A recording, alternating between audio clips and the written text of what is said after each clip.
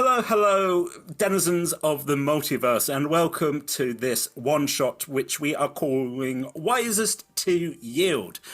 My name is Tom. I use he, him pronouns, and the fact I'm wearing a rainbow clothes probably means we're doing Gatecrashers. And you know what? Yes, we are. I'm going to introduce you to my absolutely delightful players in a moment, but just real quick, if you don't know what a Gatecrasher is, buckle in. Gatecrashers, they are a group of agnostic problem solvers. They travel the multiverse, turning up when things get the most desperate, and they will help out, or they will lock everything down. They travel via the use of silver keys. If you want to get vibes, think Time Lords. Just, they travel the multiverse, and rather like the Doctor, they should be pretty hands-off, but have a nasty habit of just sticking their noses in and being like, no, this doesn't seem fair. If you have been watching any of our other shows, you'll know that multiverse is in real trouble at the moment. Some son of a gun named Vecna is going around and is proclaiming himself to be a god. And do you remember how at the beginning I said that this is a bunch of agnostic anti-god people? Yeah, okay.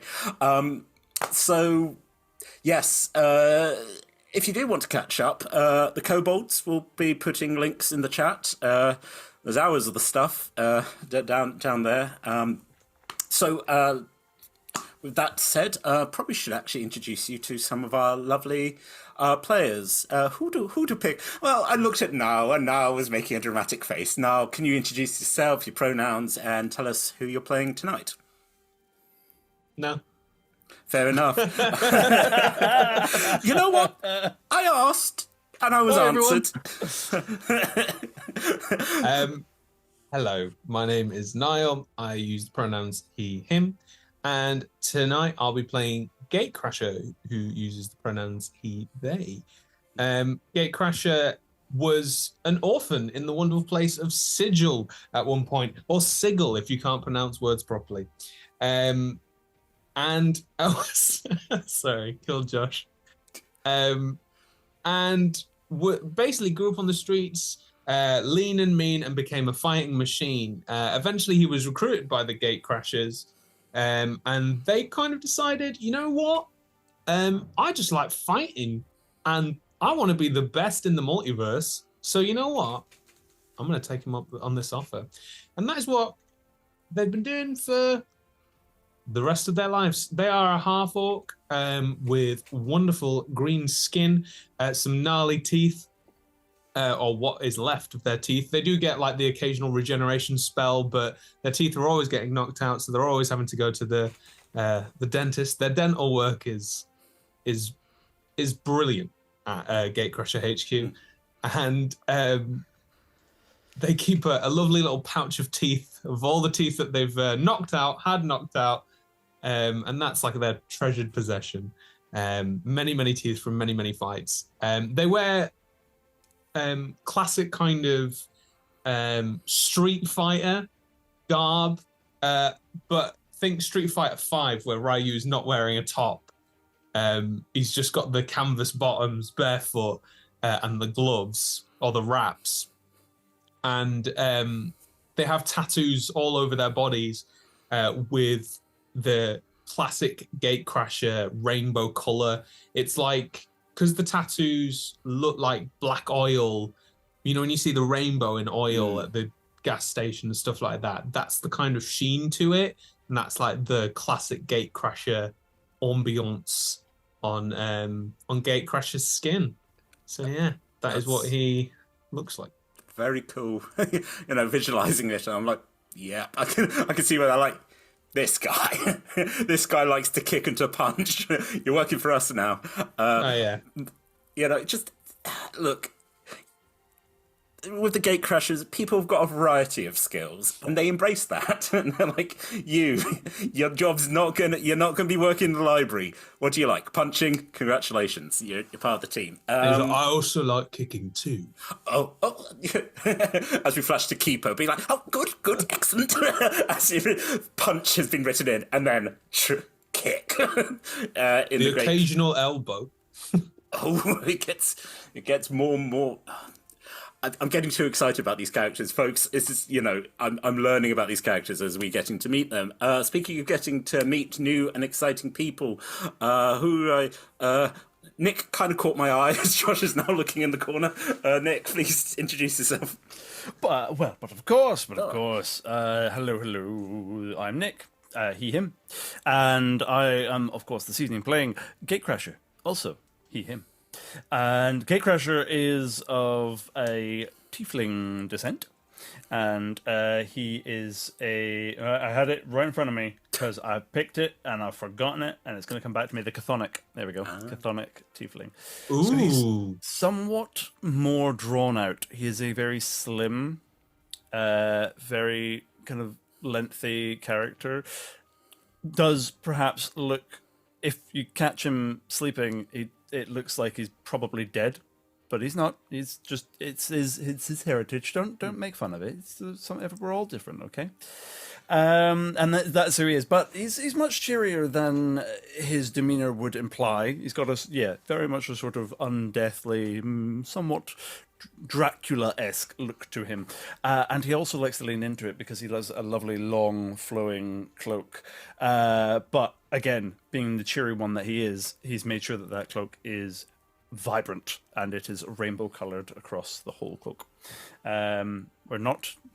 This is not Joseph in the Technicolor raincoat, but he could be if you like. Take your pick. But he grew up in the streets. He is of that kind of background, and he had a troubling time. He fell in with the wrong people. They put something into his brain which was meant to turn him, but didn't. And then the Gatecrashers came along, realizing that this young man seems to have unlocked certain sorcerous capabilities of the mind, and this might be helpful. And it's very much the opposite of Gatecrasher over there, seeing as he prefers to be more at a distance and doing spells, slim, slender, having fun, and possibly dangerous depending upon how you approach him. But yeah. The one thing we can't take away from Gatecrasher, he's just having a lovely day out. Lovely day out. Folks, you might also be picking up a trend of Gatecrashers seeming to just pick up people when they're in difficulty. And you're like, oh, hello, orphans. As pointed out, Gatecrashers do have a nasty habit of scooping someone up just before they possibly things go really, really bad, and being like, okay, alternate timeline, you're coming with us. Finally, Josh, so what hard streets did you grow up on? And more about your character. Well, I grew up on the hard... Hello, my name is Josh. I use he, him pronouns, and I shall be playing Gatecrasher, who uses he, they pronouns, and yes, you heard right, this person, that name means that they are related to that other character that I do play. Gatecrasher is a wood elf, half wood elf. Grew up on the hard streets of city ... Likes trading cards and gambling and poker. Carries a deck of cards with him. It's like a never-ending deck of cards that he has, which is what he uses to cast spells that he has or throw psychic things that he does. He had a bit of an incident in his world where he was trying to stop the rise of Baal to godhood, and his entire team got wiped out except for him. Was caught in the magical explosion of Baal being defeated, and doesn't die. So, well, he dies. He doesn't age. Sorry, is what I'm trying to say. So he is very, very old. He can die.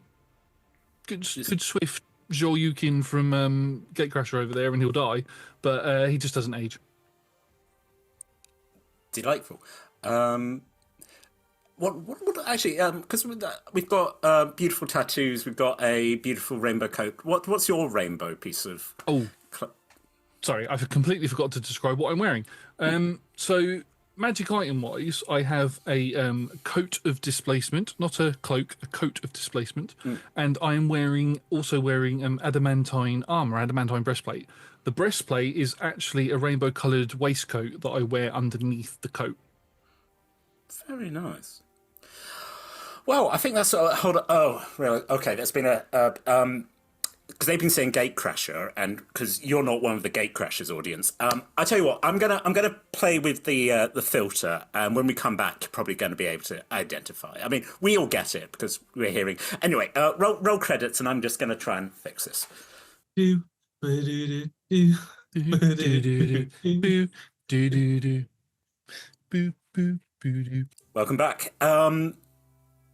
Gatecrasher. We'll see. Well, hopefully it'll work. Anyway, so last time that we saw our heroes, the Gatecrashers, they were having to deal with rather successful, but also rather Pyrrhic victory.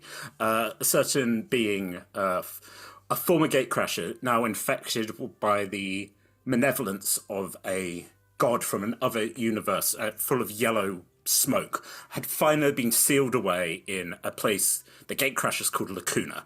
Lacuna being the place that when you are traveling the multiverse and something goes wrong, you would fall into this place.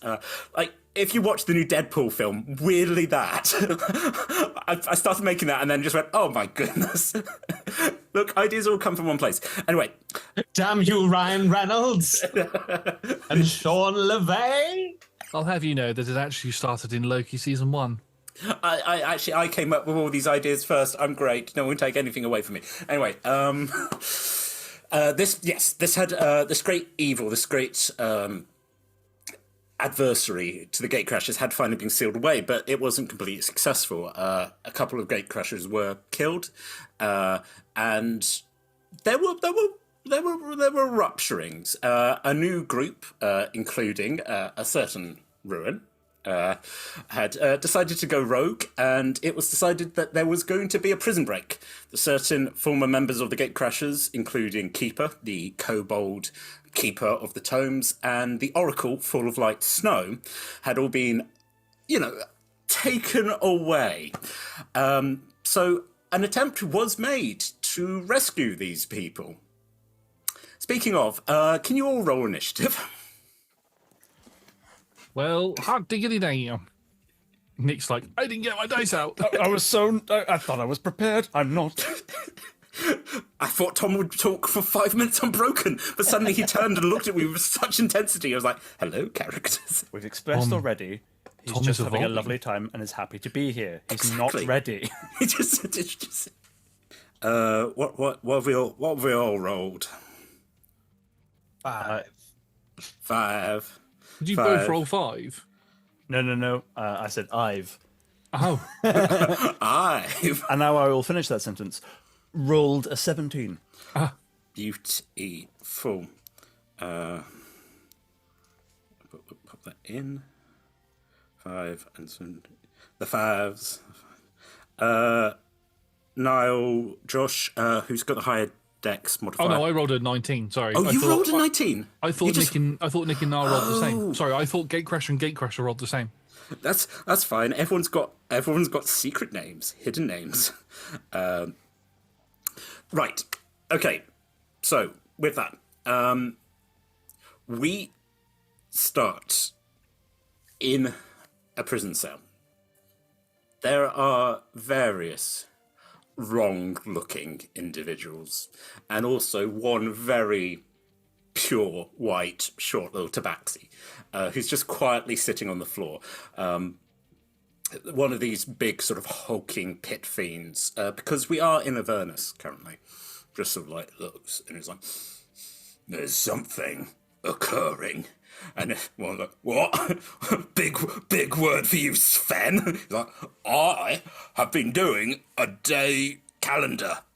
Today's word, and he goes over to just like a slab of rock, is happenstance. Such as, this is a happenstance that is occurring. What do you think it is that's occurring? And just as he's talking, the white tabaxi just sort of gets up and kind of like pauses and takes like a couple of steps to the side, considers it, takes another couple of steps and moves. And they're like, why is the little kitty just standing there? And she's like, oh, something's about to, you might want to, actually, At this point, a door just goes clattering down. Possibly, and actually, I know I said initiative. All three of you, what attacks are you doing to take a door down? I don't think any of us. I don't. Well, I at least don't think Gatecrasher and Gatecrasher are doing anything. We're watching Gatecrasher just smash a door in with their hand. Hold on. I said, let's try the filter. Yeah. Try that again, Josh. Yeah, I mean, I don't know what everybody. I don't know what like myself and Cara are doing, but we're letting Punchy Kiki do the door on their own. There you go. Punchy Kiki, can you just roll me an attack roll? Yeah, I feel like they're using their head today. So they're physically using their head. You just headbutt. I rolled a 9 on the dice, which gives us a 24. 24. Punchy, you just... I assume the damage that you... I mean, this is... Fun fact for you, because we're using some third-party content, I'm using... It's called Way of the Street, I believe. Oh my goodness. I think that's literally called... It's called, Warrior of the Street. So I'm literally from the streets, bruv. Get this, I automatically crit on any object. So a normal strike from my head would be a D10. This door's not going to know what hit it. But because I am from the streets, I get to roll 2d10. Oh, hello. Hello, friend. Aww. Yeah, I love you too. She's only saying that because she wants food.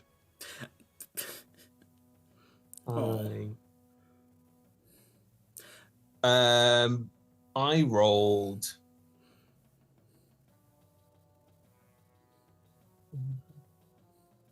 18 points of damage. I think that's perfect as sort of like as we said, like the stuff we saw with the Pit Fiend and Full of Light Snow. If people are listening in the background, we can hear, let's say, the more cerebral among the Gatecrashers being like, no, just there's the point. That's the point you want to just. And indeed, Punchy, your head just goes crack, and the door goes flying, and poor Sven the Pit Fiend is just cracked across the side of his head by this big wooden door. It's just the door weirdly remains undamaged, but it's the hinges are just ripped off. At which point, there's just they haven't even really bothered like tying up these prisoners. They're just very much sort of holding them there until they had time. We hear the sound of alarms as in another corridor, a bunch of Gatecrasher trainees. We have a woman in a large metallic suit. We have a robot-looking girl. We have a rock star with burning fire, and we have a dark-skinned person just covered in stars. They're going off. They're causing issues already. Don't you worry about the previous party. It's these guys we need to worry about. Gatecrashers, you had been told that. I think I'll say that all of you have a prior relationship with Fall of Light Snow. As I said, she is the oracle for the Gatecrashers, so does see the future and has been able to guide, while other Gatecrashers are more being of a feeling of, what's the technical terminology? Fuck around and find out. She has been more, let's actually, do some planning, and maybe it'll be quite useful to, I don't know what you're going into. Weirdly, all of you had been sent, like when you came back from your previous missions, to hear, we're abandoning headquarters. we're having to go move things to the Citadel.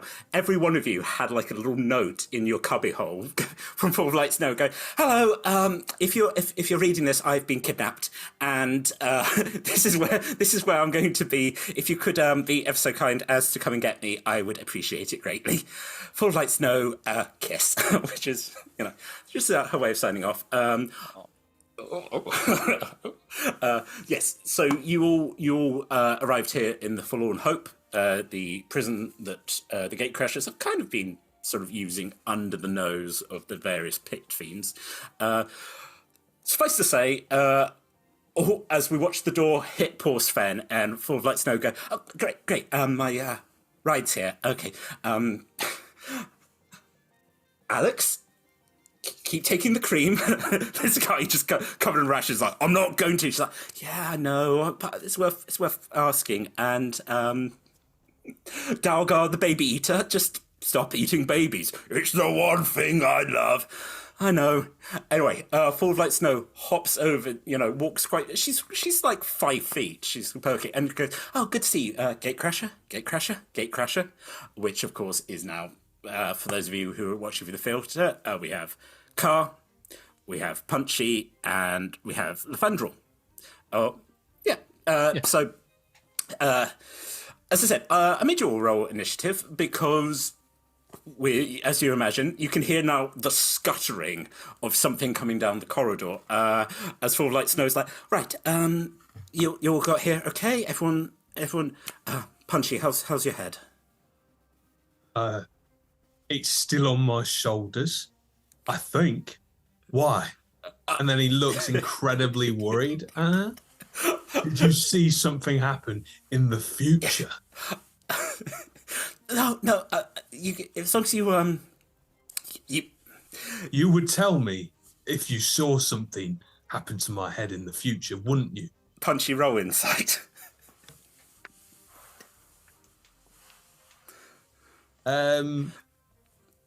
These dice aren't rolling very well, but thankfully all my pluses are decent. That is a 13. Okay. Yeah, of course I'll tell you. Because you need to know that. Are you lying? Am I picking up on a lie here? I'd say she knows you all pretty well, especially considering she was like, "These are the 3 who probably will come and get me." She's sort of strangely maternal towards you in that way, and so you're like, she might be lying, but it's not the sort of thing that, like, she's kind of like, "Yeah, no, I'll tell you," because she probably doesn't want to see you cry. She's worried. Look, you may put on this tough Street Fighter. She knows there's a soft heart under all of that absolute huge muscles. I look at her and I go, "Did the pit fiends hurt you? Do I need to crush them?" She looks at them and they're like, "Oh no, they've been complete gentlemen so far." One of them is like, "Oh, excuse me, Rainbows. Are we allowed to go?" I look at you two. Wait, so they weren't holding you against your will and need to be taken out? Oh, they didn't. No, it was some of the other Gatecrashers who decided to put us out of the way because they thought I would and Keeper would complicate things. Where is Keeper? She literally sort of looks around and goes, "So where is Keeper?" None of you have heard. You have been told that you got this mission from past her. She does. I'm not following what's going on right now. Right. Okay. I'll punch someone. Weirdly enough, This makes no sense. And he punches one of the cages. one of the actual cages. Please roll to attack. That's another 24. Please roll your damage. Car, you're sort of like psionics. Do you have That's like only a 13. what sort of you just put your fist through and sort of you have a moment of like your fist is stuck in one of the bars. You're like no. Do you have like sort of like your psionics or stuff? Do you have something like can you read minds? Do you pick up on like? I have detect thoughts. So yeah. Yeah. Is that again? That's not just a sort of general thing. That's like you need to cast that. Yes. I mean, I was definitely getting to the point of going, what's happening around here? And see if I can get a bit of a read on everybody who's about. So, I mean, it would be a cast, and I'm more than happy to cast it and see what's happening around me. Yeah. Yeah, I'm going to do that, definitely. Cast Detect Thoughts. I'm just seeing if I've got anything else that's natural, but I don't think I do. No. So I'd have to cast, but I'm going to do that. Yes. Car, you sort of like you take a moment. What does your casting look like? Depending upon how I do it, this one will be quite obvious. I don't feel I need to hide it from anybody around me. So I have a very intricate wand, which I am usually holding, and in this case I am.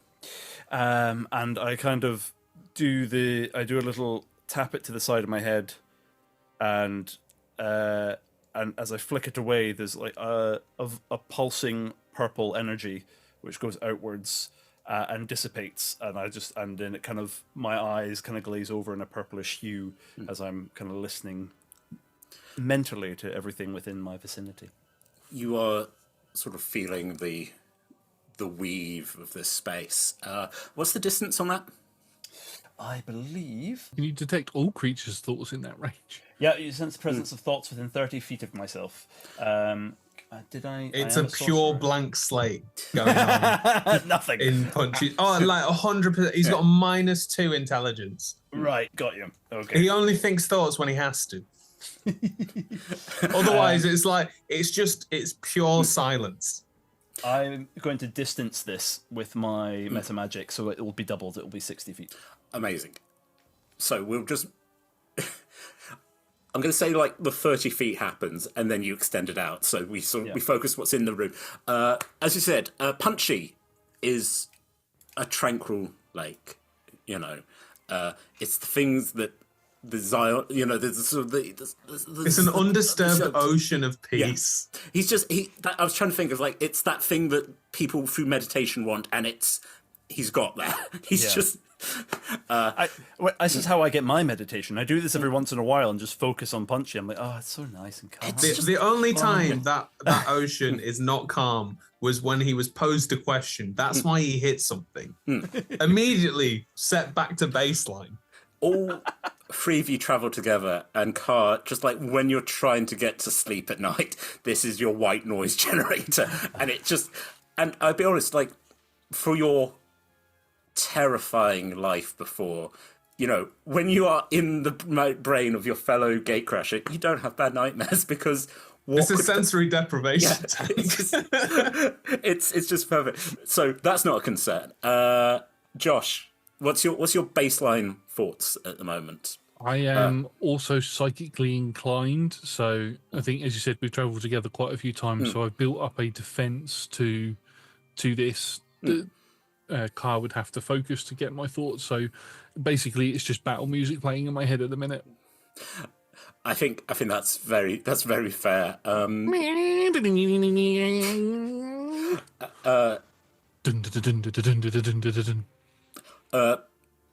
Lefandel, what's your passive insight? Because of just and how much? Because you're thinking battle music. Are you thinking about being prepared for combat, or yes, sort of?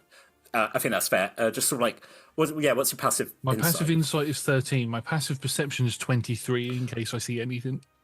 That's great. Okay, so you're sort of you're looking around, you're taking it in. You're going to clock something.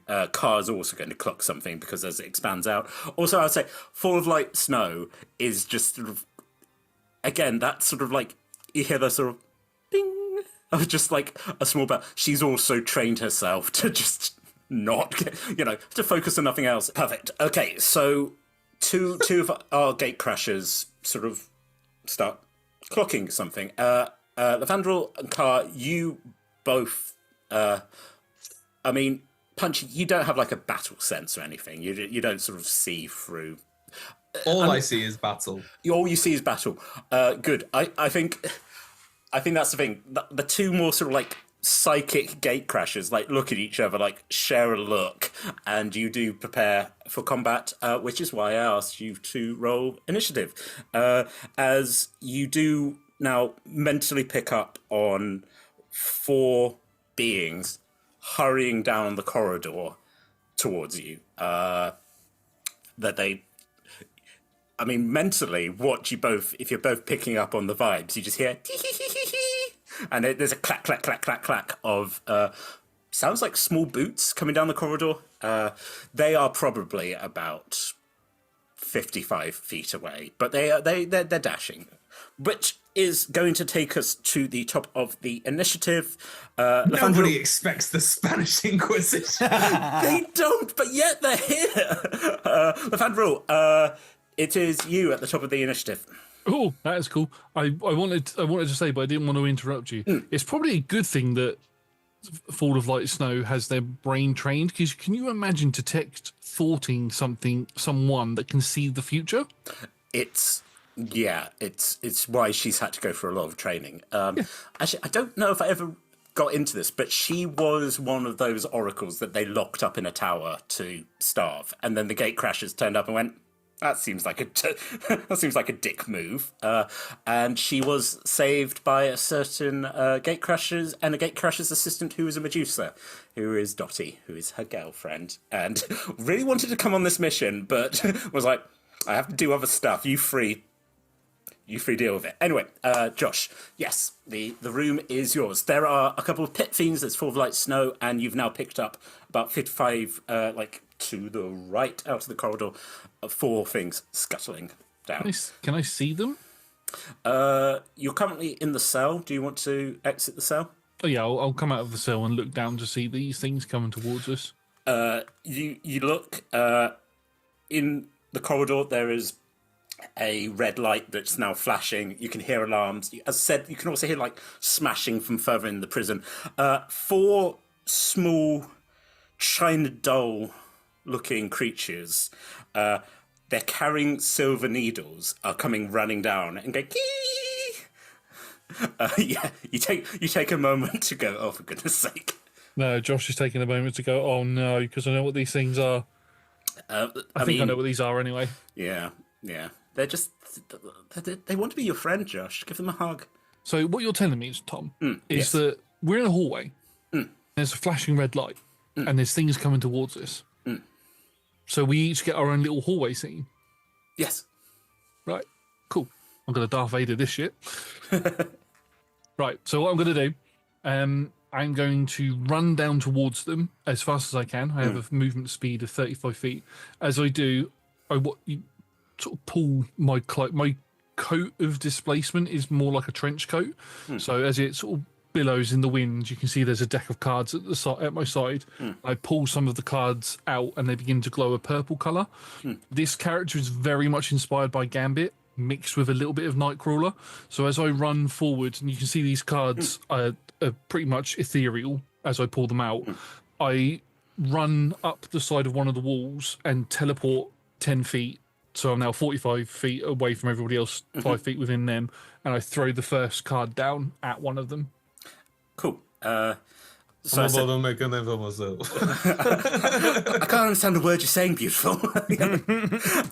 I said you mentioned difficult. They call me the Gambit. Yes. I said there's 4. Let's say you're going for A. Yes, I'll go for A. So this is with Sharpshooter, because Tom's a nice DM. I am a nice DM. That is a 22 to hit. That, I'm going to surprise you, hits these tiny little dolls. I will not add anything to it, so this is going to be 19 points of psychic damage. Let's have a look. They do have resistance to psychic damage. Ow, poop. That's fine. So halved is... So that's 5. That's... that'd be 9. 9 points of damage. But you feel that you have given them a... Yes, that hasn't probably done as much damage as you wanted. Doesn't look like these things are bloodied, but you definitely just sort of threw a card and it just went into its porcelain face into its dull eye, and it just sort of like the eyes, sort of like the card's there. It's trying to roll its eye back in. It's like, "You're mean." As it points with its finger, and it would be dashing. Just yeah. I was going to say the card disappears because it's psychic. I'm still in the air, sort of as I've teleported. I've reappeared through the card, and I'm teleporting in time with the lights, the alarms flickering. So when it turns black, I've moved to a different spot. So I now teleport another 10 feet, and I'll throw another card at B. Sure. At China Dolby. Porcelain Dolby. You just hear the puppet video game. Where did they go? I can't see them. 23. Must have been the wind. 23 does hit.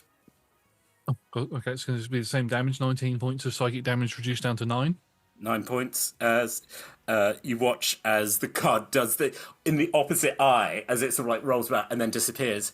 Sister, they're being very rude. They will not be invited to the tea party. No, sister. No, as all four of them shake their head and are like, no, sister. And then teleport another 10 feet, so I'm now behind them. I'm now 65 feet away from the others. And I throw a card back at A. Sure. At the back of A's head. Yep, back of A's head. That's going to be a 16 to hit. 16 does hit. Cool. So that's going to be... Oh, that's better. That's going to be 22 points of damage, reduced to 11. You very much sort of like psychically like blast a hole in the head of this.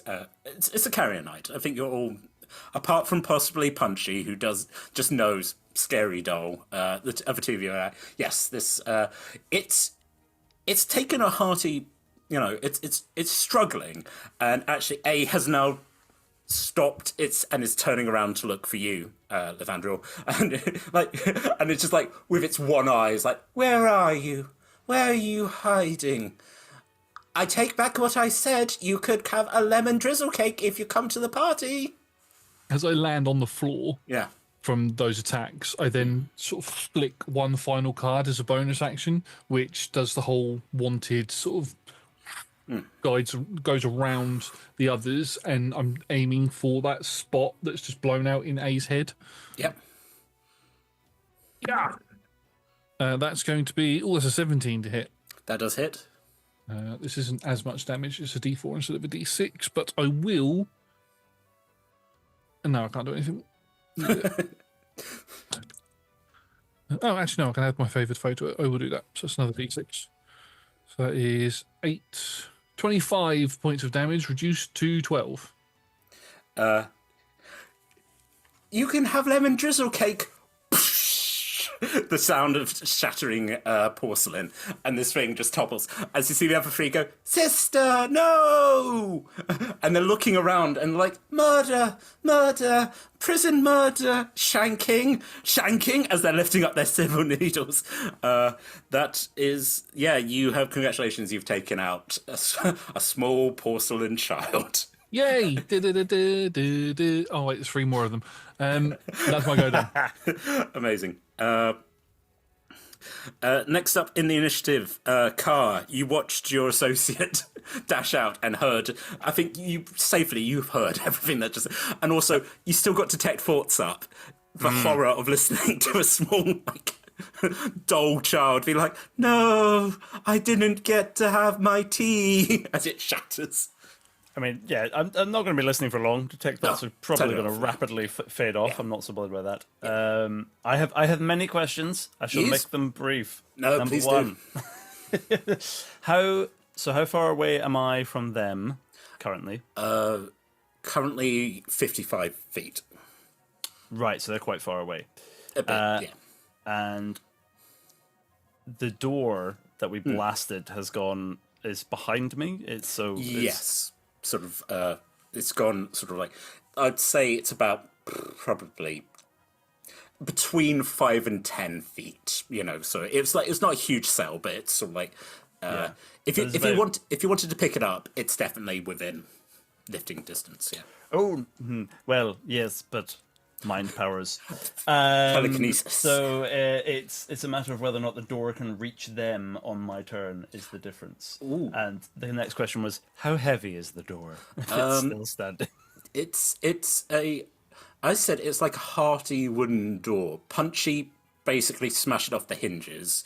Yep. I would say, yeah, sort of like, it's a big, again, this is like a weird, like, tech, steampunky prison, but it's like a proper wooden door. If you wanted to, do you have rules about how far you can, and I use technical terminology, yeet a full door down a corridor? Well, I mean, I can move it up to 30 feet in any direction within the spell's range, but that says move it. If I move it and let it go with momentum... I would, again, people could argue the physics. I would say it would definitely, like, if you sort of threw it, it would, like, go skidding down the corridor. I think you could do a little bit of damage, and you possibly could knock them prone, obviously, because you're taking their feet out of them. But if you're doing 30, Yeah, so the image in my mind then is as Lathandra runs off, am I near a wall? Yeah.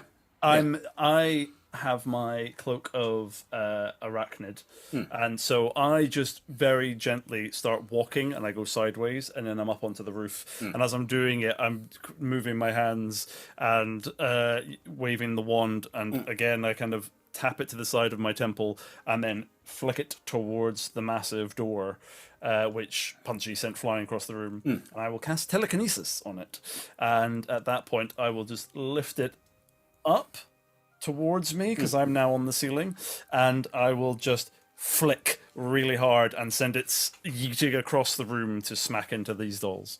Amazing. I am going to say that you do that. I'm going to make them roll a dex saving throw, and then we'll see how they Do you want my save DC, or do you want to just run it off something Tell else? me what your save DC is. It's an 18. Yeah, I think maybe we'll say it as that, sort of like, because you are throwing it at a decent speed. So let's see if these tiny little dolls get to beat. First Could I one. also roll acrobatics because I'm right behind them? Could yes. I roll acrobatics to either duck underneath or do that really cool spinny flip thing so it goes right underneath me as it travels past? Yes, you can. I can tell you that only one of they've got a 17, a 5, and an 18. So I'm going to say one of them manages to somehow spring. Josh? What did you get? Your spell save DC is 18, right, Carl? Yeah. Yes, it is. So I needed to roll a 3 to succeed. Any lower than that, I fail. I rolled a 3. So I just passed. We didn't discuss beforehand. I'm sorry. I should have warned you. I'm sorry. You hear a thought in your head where I've just landed and threw the final card and watched it blown up, and I'm like, yeah, that was cool. Oh, shit. Yeah, like, because of the red flashing lights and you're jumping around, I'm doing the same thing of, like, it goes dark, I'm on the wall. It goes dark, I'm on the ceiling. It goes dark, the door's in the air. It goes dark, the door is sliding into people. So... Meanwhile, bless Punchy's like nighttime, daytime, nighttime, daytime. Yes, Nick, what's your what's a good sort of like unarmed? Because you're not a strength guy, so your unarmed damage isn't going to be. Do you have like a cantrip? I do. Sort of like, do you have any force cantrips? I'm pretty sure I do. Give me a second. Well, no. Well, I've got thunderclap. What role would thunderclap be? What's the damage? Is, at this level, it's 3d6. For I tell you what, roll 2d6. Just Got you.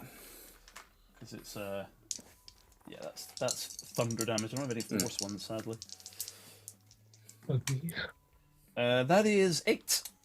You let's say B and C take 8 damage and are currently prone.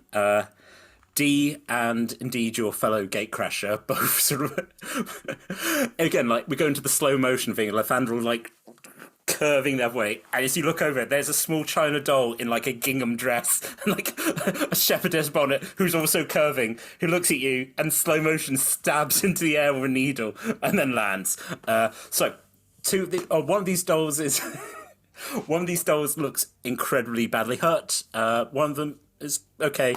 Another has taken no damage. Car, is that your action? Yep, that's going to be me. I've moved my way up onto the ceiling and I've thrown a door. I'm happy. I mean, practical, efficient, to the point. Okay, next up, not you, Nathaniel, where you're up. Actually, you just I landed back on the floor after the door went flying past. I'm now back on the floor. I am 10 feet away from them. B, what's their move? 25. B comes. Bad party guest, and a needle comes for you. Well, attack rolls have disadvantage against me because of my coat of displacement until you hit me. Oh dear. They didn't roll well. I assume an 8 isn't going to hit you. No. To be fair, my AC isn't that high. The needle sort of like comes up and your coat swishes majestically and sort of knocks its hand away as it just goes, swear word. Just aim it. Like, are you wearing boots as well? I've got boots on, yeah. Just aimlessly just starts digging a needle into your leather boots. It's small. It's a small creature. That doesn't hit. C takes the time, so that's half a movement to get up. Also is coming for you with the disadvantage. Is a so that was a 23 and a 5. As we go from like the flashing of the lights, and then when the lights come back on, there is another carrier knight on your other boot going, no, stop it. You're very, very rude. So that you are you are surrounded. Just by tiny little dolls. These dolls are trying to shank me.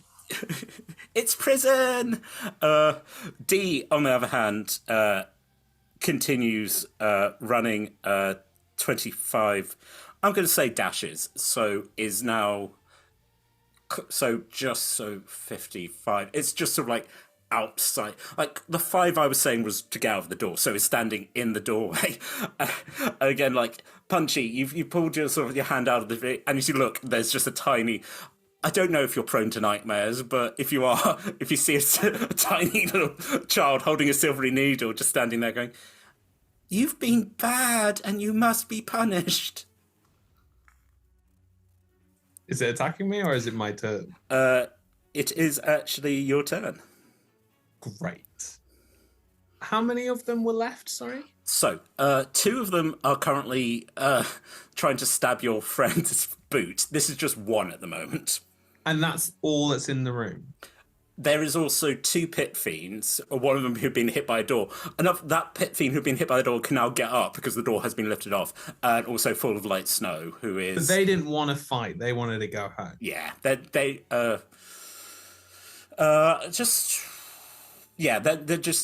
just want to go home. It's okay. So there's just 3 of them. Yeah. I don't think it's time yet. No. So I'm just going to... Now, this is a doll. Yes. Would you class that as an object?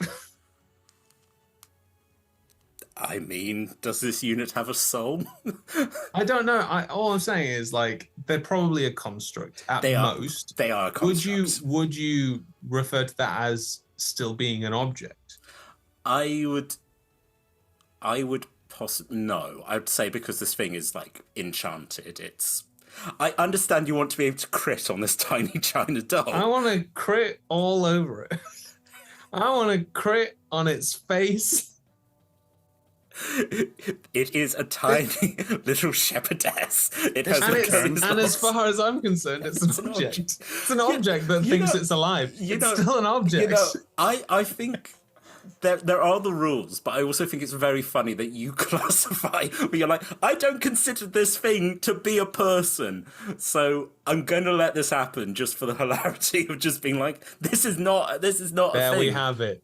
Now we have grounds that constructs are objects, and we can do this with this subclass. Oh, I'm going to say for you consider constructs. You don't conceive of constructs having spirit, which is weird because Warforged Gatecrashers, which I don't know how you work that in your brain. Warforged are different to constructs, though, aren't they? They're not. They're considered humanoid. They're not considered constructs, are they?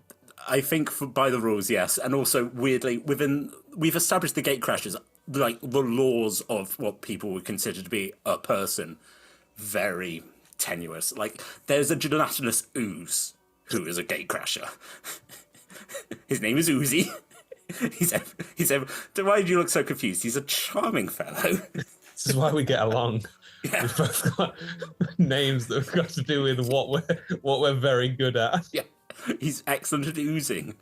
Yes. But his name's Uzi, so does that mean he just rapidly fires parts of himself at people? Yeah, weirdly. Yeah. And then that's the thing. And then when it comes back, it comes shooting back through. It's like goes in one way, out the other. It's very. Yeah, they're not considered constructs, which I think's quite cool. Oh. I think it might be autonomes that are considered constructs, but apparently Warforged aren't classified as a construct, which I think is quite nice. Yeah. Yeah. So It might be a whatchamacallit, an autonome. Autonomes don't have souls. I would say Syrah, who was technically autonome, is out there in the prison. It literally says here, you are a construct. But an autonome. So I can crit against Syrah. Interesting. We'll let Nat know. Anyway, that 5-minute diversion about spirits. Sorry. I'm going to say. Sorry. So, according to the character sheet, this thing is a construct. I think that you are like that is a haunted doll rather than So I'm going to let you do your crit I'm going to recklessly attack it. by all means. For a bit of advantage. Wow. These dice do not like me at all. I should really start playing with different dice. That was a... What are the numbers here? What are numbers? What are numbers but letters with value? Hello, Clippers. 21 to hit. Yeah, that hits. Great. My dice really don't like me. I did not roll very well at all. 21 to hit. I rolled it. Well, that's because I've got amazing modifiers. On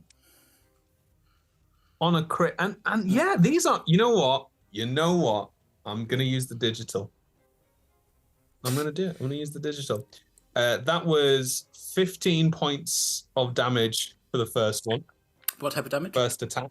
Force? Booting damage. Yeah, and it is force damage. I think he looks down and, like absolute Batman in the newest run, just boots the child. Gatecrasher currently in the corridor be like that as you're like, oh, what's happening? As you just watch this tiny shepherdess going, ah! And he just hits into the wall and he gets up and it's like, you don't get any fondant fancies. I'm gonna now start a combo. Combo. Which gives me a +2, I believe. And yes. Yeah, I need to spend 1 point, and I now get an extra +2 to my attack rolls, up to a maximum of 6. So it will now be +17. I'm going to attack the one next to... Lathandriel. To help with what's going on there. They are down the corridor. They are about 65 feet away. Yeah.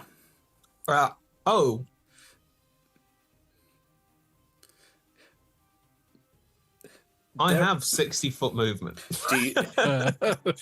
Do you want to do the movement? Can I continue to attack this one then? Yes, it is badly damaged. You probably will take it out. Okay, so I rolled twice. Yeah. One was a natural 1, and one was 30 in total. So I think I'll take the 30. You know what? Let's take the 30. As a treat. Oh my gosh! Stop rolling! I'm trying to do things. Right, crit damage. Thank you. Now roll. That's better. 28 points of damage. You evaporate. Like, how do you headbutt it? Do you punch it? Do you kick it? Yeah. The first kick Yeah. is like a straight up football punt straight into the wall, and as it's like bouncing off the wall, being like, "You don't get any fondant fancies," he just tornado kicks into its head, crushing it back against the wall, and the body just drops down without the head. Ultra combo! Is yelled from one of the other prison cells. This is a prison break. You're hearing the boom, boom, boom of people hammering on the prison doors. Is there anyone within 60 foot of me? Yes, there's 2 other carrier knights. I'm gonna run towards them with unnerving speed and focus, and spend another focus point to do Flurry of Blows, which at this level gives me 3 extra attacks. And I am attacking recklessly. My combo's gone up to a +4 Okay. to hit. Right. Roll with advantage. Please uppercut one of these things into the ceiling. So whatever this is it's +4. Yeah, so that's a 32 to hit. You are you going for the very damaged one or the one that looks okay? I'll go for the one that looks okay for now, and I will enough. do as Josh said. I will gets like weirdly flexibly low, like a Johnny Cage kind of split move, and then I'll uppercut its face into the ceiling. Dusty! We are covering all the games this evening. Dealing 15 points of damage. It is, again, like the side of its face crunches in. Again, these things are talking. Their lips aren't moving, but it points at you and it's like, bad etiquette. I will tell the dowager. It's still alive. Good. It's still alive. That's now +6, so that's 38 to hit. Yeah. I will jump into the air and very similarly spin kick its head off, hopefully, with a 24 points of damage. Its head goes again, sort of like we watch as the head goes flying, hits the camera, and we just hear fatality. And whilst I'm in the air, I've got one last attack. The still one is just lifts its needle up to hopefully you to land on it. But yeah, I just point to I'm it and gonna- you just hear, I just point to it and go, and you hear in your head, because I can do psychic talking in your head, you just hear, finish it. I'm going to do an axe kick down onto its head, landing stood up, hands in pockets, hopefully. Oh, that's a natural 20. I mean, no, just how I already crit. So yeah, I mean, how do you want to do this? that was a 41. I don't think I've ever rolled a 41 in my life. Third party content, people.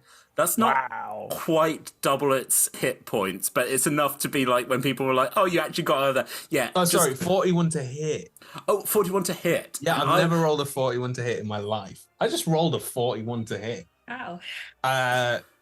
Jammy stuff. Sorry, my wife is here. Hello. Hello, lovely. Thank you very much for the treats. I think that's also really sweet. We got 41, and then like like Out of in the camera. Hunger Games. Punchy gets given a drink out of camera. Punchy- We are sponsored by Diet Coke. The kombucha's gone. No more kombucha. You get we've moved on. You get handed a drink, and you just as you look over to a tiefling in a beautiful suit, go, "You certainly are invited only to the rolled tea one party, for sir." Sorry, that only rolled 1. One damage. So that was 20 plus 1. I mean, So, 21 in total. that's yeah. How do you want to do this? I think it's just the axe kick from in the air after snapping a leg out to crush the head off the body again. He turns it into a I can't remember what it's called, but his leg basically leads into a falling down axe kick. He lands onto the ground, puts his hands into his little canvas pockets, and looks at Lethandriel and just sort of goes, "You know, this was not the fight I was hoping for." And he just shakes his head. Let's get out of here. Punchy, one day you will find the fight you're looking for, a fight worthy of you. But today is not that day. As we come out of combat, can everyone just make me a Constitution saving roll, please? Throws up. I was going to make a Jason Statham joke, but I mean, if you want to make a Statham joke right now, the floor is yours. oh no, I was just going to say we need to transport the fallen white snow. But my daughter's in trouble. 23. Cool. 22. 1922. You pass, but I'm going to just quickly. You all take 10 points of poison damage as they are basically just releasing the noxious gas into the corridor. But again, sort of like you're not poisoned. It's just enough to be like, cool, riots happening. I do have resistance. Please do that. As you just Stinks of eggs. yeah, it's sulfurous, which makes sense. You're in Avernus, where they're just like, again, there's just hammering on like the prison cells. But that is not what you're here to do, And I think as you look, as like various like demonic creatures are like. Actually, one like a devil like reaches out through the cell and is like, "Gentlemen, we could make a deal. If you let me out, we can make a deal." No, thank you. And my eyes begin to glow purple as I pull out a card and have a look at it. I'm going to use detect portals. I can, once per short rest as an action, you detect the distance and direction to the closest planar portal within 1 mile of you. I'd like to find our way out.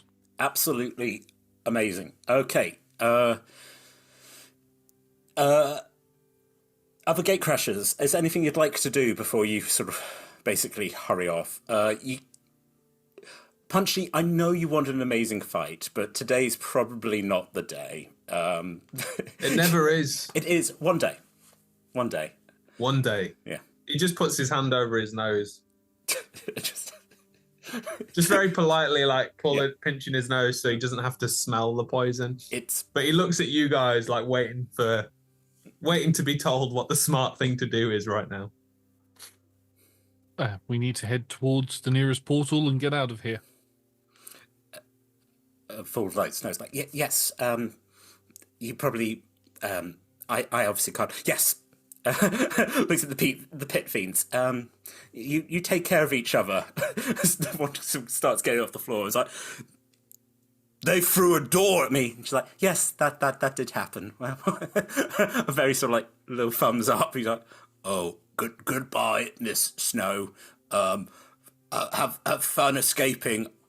I'm gonna go up that way and rip the arms off a prison guard. And she's like, just again, she's like, we probably should stop you, but I guess it's just not in the cards. Okay. Just walks into the corridor. Also, just walks in and goes, that's very unpleasant. Also, very politely, like covers her nose, like it's like, I look at her and I go, the air is poisoned. She sort of nods. Thank you, Punchy. That air is poison. Lefandro, yes, you have an idea of... Sorry, Josh, you need to like re-edit that so it's got that weird effect on it where it's like, that air is poison. I will.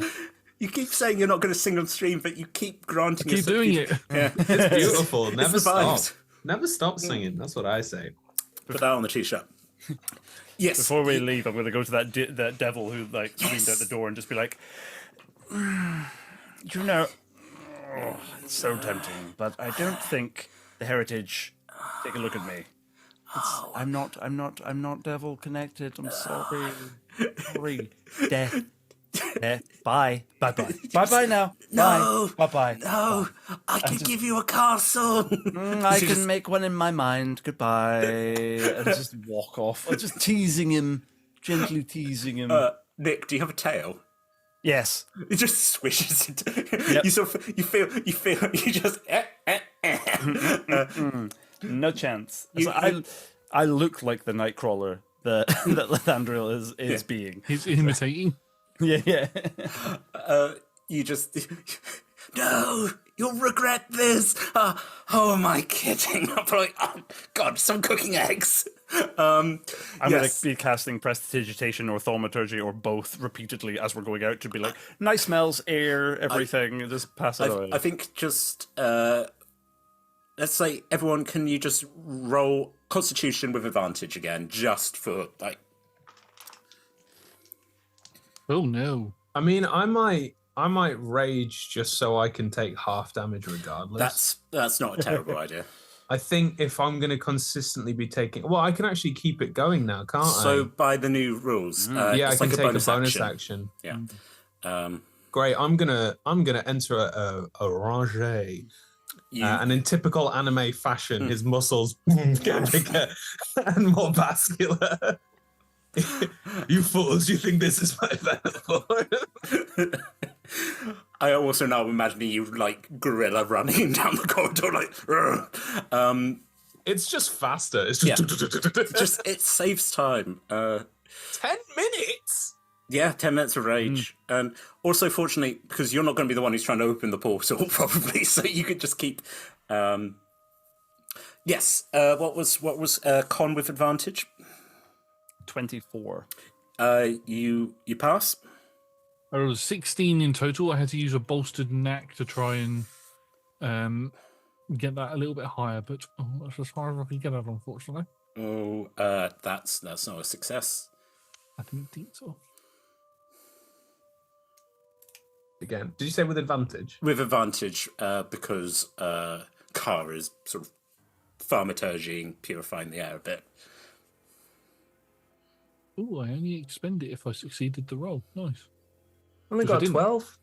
You do you get? You're getting resistance. Do you for poison as a barbarian? Yeah. Everything, but for some reason they've on D&D Beyond they've worded it this way. Bludgeoning, piercing, slashing, every damage type except force, necrotic, psychic, radiant, and it's like just put the other ones. Just put the ones that you are rather than the ones that you're not. But yeah, So- basically the elemental. Chromatic orb, baby. Yay. Those of you who failed, which I think was Lefandrel and Punchy, you take 12 points of poisoning. Car, you take 6 I still take 6 because you got the resistance. Yep. If we're moving through this space, actually, and we're trying to leave, I would probably turn to Lathandril and say, do you know where we're going, roughly? Like, have you got yeah. I'm looking through the card at the moment. But what I mean is, do you have a rough direction, and is it somewhere we've been before? DM, help me. I think it's very funny that you're holding a card up to your eye. Yeah, the card goes sort of transparent as I'm looking through it to sort of point me in the direction, almost like a radar to sort of show me, or X-ray vision to show me where the portal is. I mean, again, as you have this visor and you realise it's over 9,000. But you. Card of omens. Give me sight beyond sight. I tell you what, Josh. Roll me. What would be good? You could do history. You could do Arcana. I will go for both a +1. I am using my detect portal as well, so I would just know the direction of a portal. You got like the direction, but this is more sort of like going, oh, this is in a room. This is. I will roll history. Yeah. Yeah, that's a 10. You get.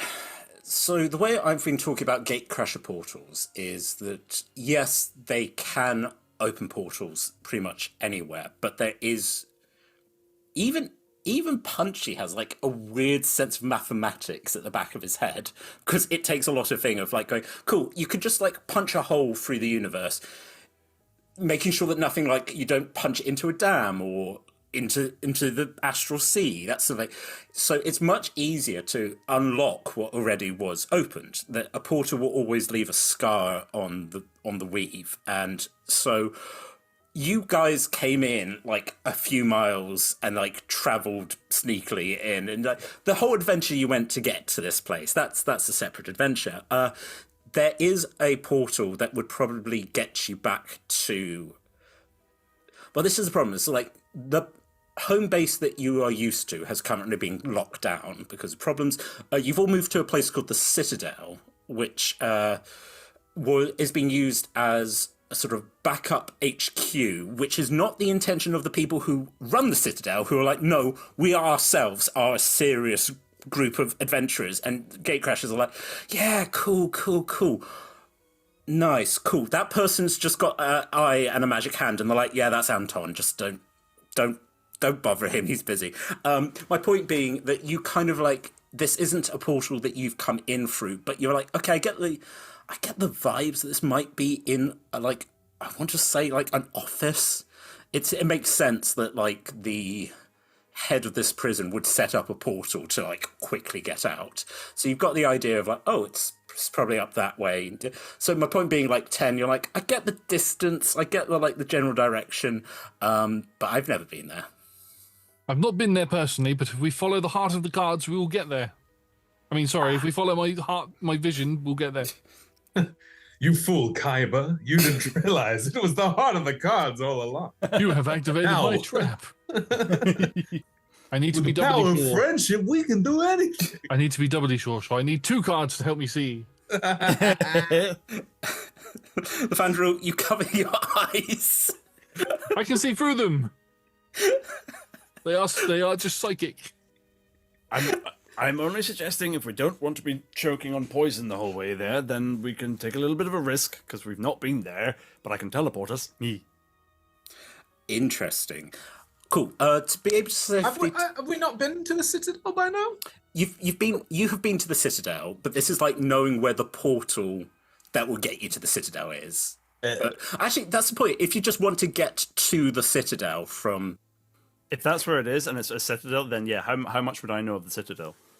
you would know. You've probably all been there for a few weeks. As I said, Say I've seen it casually, or I am very familiar.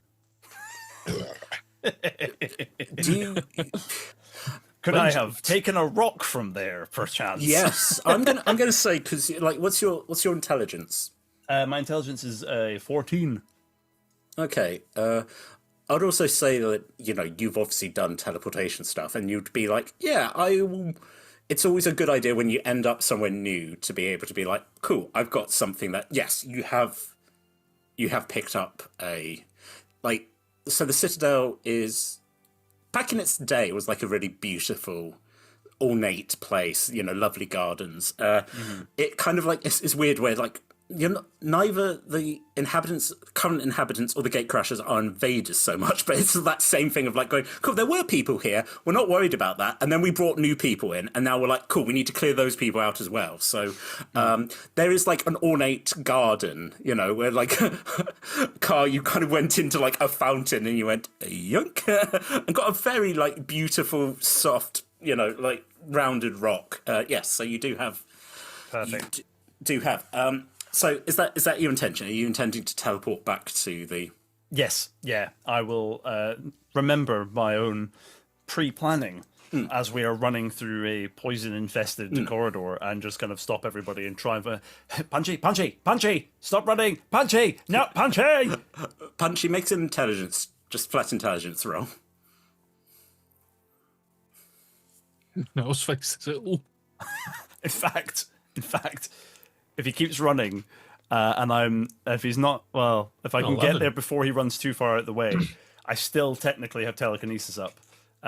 So I will try, if he keeps running, to just stop him from running out of my distance. What did you get now? 11. 11. You hear the voice of your friend going, Punchy, stop! Do you think you're in a rage, you know?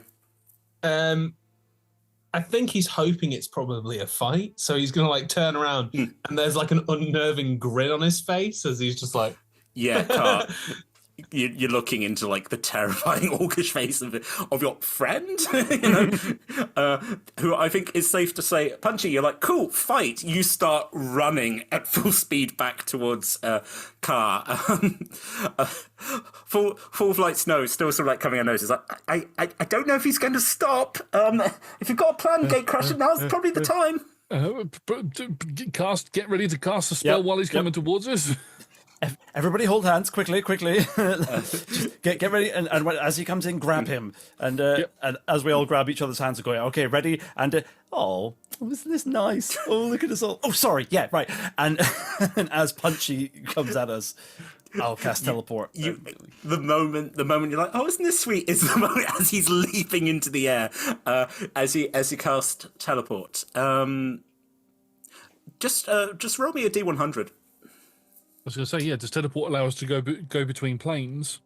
It doesn't. No, it has to stay on this plane of existence. There's a whole collection of things. The Citadel isn't on this plane; it's in its own separate plane. I probably should have made that case clear. We can, but retcon.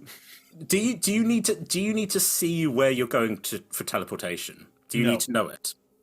So it's just about this is what I was wondering about. If it's on this place to get us out of the poison area to get to where we're trying to go, just teleport us back to the gate that we came through, which was a couple of miles away. Away. Yeah. Actually, that's the sort. Sorry, I didn't make that quite clear, but yes, that's definitely sort of like I'd say that not without a challenge. Do you to like you have the moment of like going and. Punchy's hand comes down to just smack as you're like holding hands as you all just sort of like whoop, like a blast of light as we hear the gas and they have left the party as Morty's coming like come back and we just quietly hear I could make a deal with that. We don't want for anything, horrible demon devil creature. And he's like, oh, sadly withdraws his hand in. You all... Carl, are you sort of like... You trying to put everyone just on the ground, or are you going to try and drop them from... Like, how much mathematics are you trying to work out here for getting people? I probably overextend my capability and think that in the rush and with the poison and with Punchy jumping at us, I can totally do this really smoothly and just place everybody very neatly in a circle on the ground. So I think I'm sorting this mathematically well. In my head, I'm being like, I got this. So this is what I do. Yes. Would you say is higher, intelligence or wisdom? My intelligence is higher. Okay. Yes. What sort of intelligence skill would you think? Sort of like, just sort of like, see if you could choose. What is there? Oh, well then... Oh, it might not necessarily be intelligence that I would do because it would be more an insight of my own knowledge, an insight of how I would handle these situations. Insight would probably be what I would go with. I'd say insight. I think with sort of the as I said, all of you are trained gatecrashers and have the knowledge of how to use your silver keys. So there is. For you, Car, you're using slightly different magic, but there's still kind of the same logic of let's not put us into the ground. Yeah. So yeah. So you want me to roll on an insight? If that's okay. Of course. talk my way around that because it happens to be my highest skill. Hey, I love it. Yeah. Although that wasn't a great roll. That is a 15. I tell you what, I think it's a 15. You don't embed anyone into like the face of Avernus, but it's not as like you all kind of like, I wouldn't say you go prone, but again, if we're imagining like Star Trek style teleportation, where you all land and then you're like, whoa, whoa, whoa, whoa, whoa. You take a moment. Punchy, there's nothing to fight out here. You know, it's just, it's happened Once again. I get the big sad and I drop my rage. We are safe, right? You, as safe as we probably be, as you sort of look, as you see like the spotlights of Forlorn Hope just being like blimps are taking off. As I said, this has been the cheek of the Gatecrashers, where it's like, it's not a Gatecrasher prison. They are just putting people in someone else's prison to hide them away. Very, very naughty. But yes, there probably will be combat, but yes. Are we gonna key out of here? Yes. Yeah, cool. Yeah, then I think, Punchy's wise enough to see what's happened. He thought it was a fight, but he was wrong. So And he just sort of, he just chills out. Yeah. you've exited your rage and you've entered depression. Well, he's just gone back to base. Yeah. Give him a pat on the shoulder. I'm sorry, big guy. It'll happen. We'll get a fight. Don't you worry. A fight? At some point. I'm not promising when. Just it's gonna happen. It tends to happen. They Stop find bringing us. it up then. Stop bringing it up. Okay, He okay. shouts. The inner waters tremble. If there's no more fights, I'll spar against you, but just remember, I am not a construct. Punchy's mood He is smiles. Yeah, he just smiles at you. Again, toothy grin with missing teeth. You know, Oh no, he's recently been oh, regenerated. you got, he's got a full you, smile. Yeah. you went to the dentomancer, yeah. Yeah. He's yeah. just got his crooked teeth back. Which is quite sweet. That's like a consistent, yeah. Yeah, Yes. they never get them right. Yes, you do. You do. So the three of you pull out your silver keys. As we said, the silver keys are the mode of opening portals for the Gatecrasher.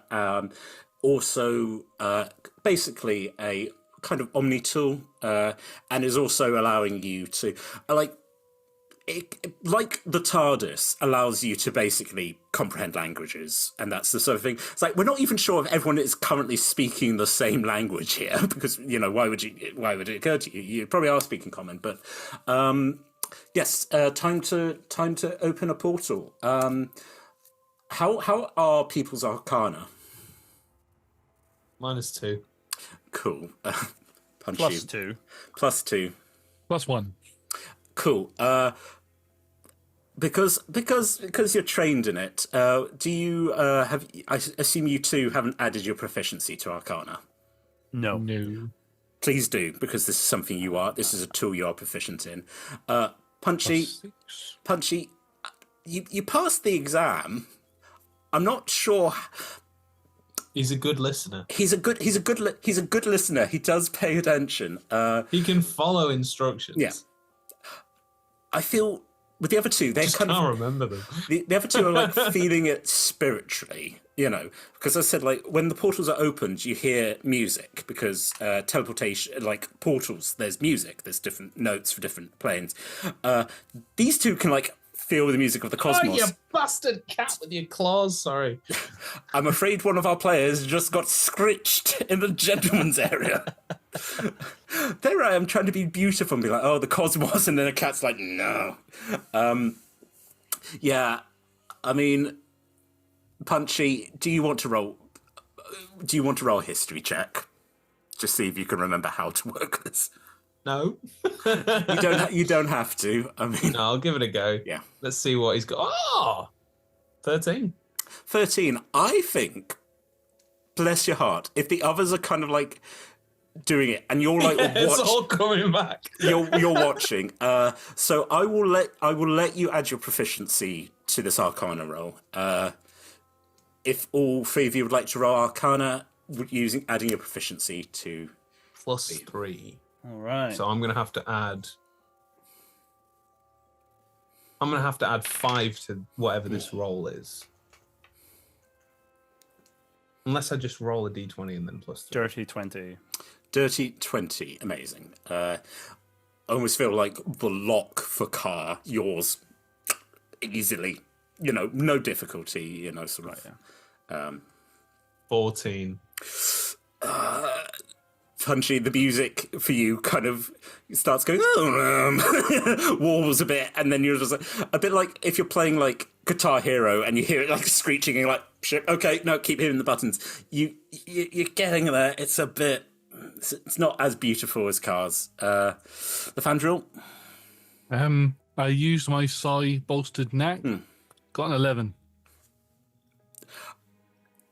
Punchy, you're not the Not the worst. You're not the worst. The Fandrill, I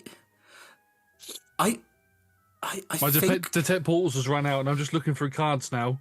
yeah, you have technically blinded yourself, and takes a moment where you kind of like, because you see the glow of the portal. So we've got 34, 40. Yeah, it's you all three of you pull out your silver keys. You start casting. They start spinning.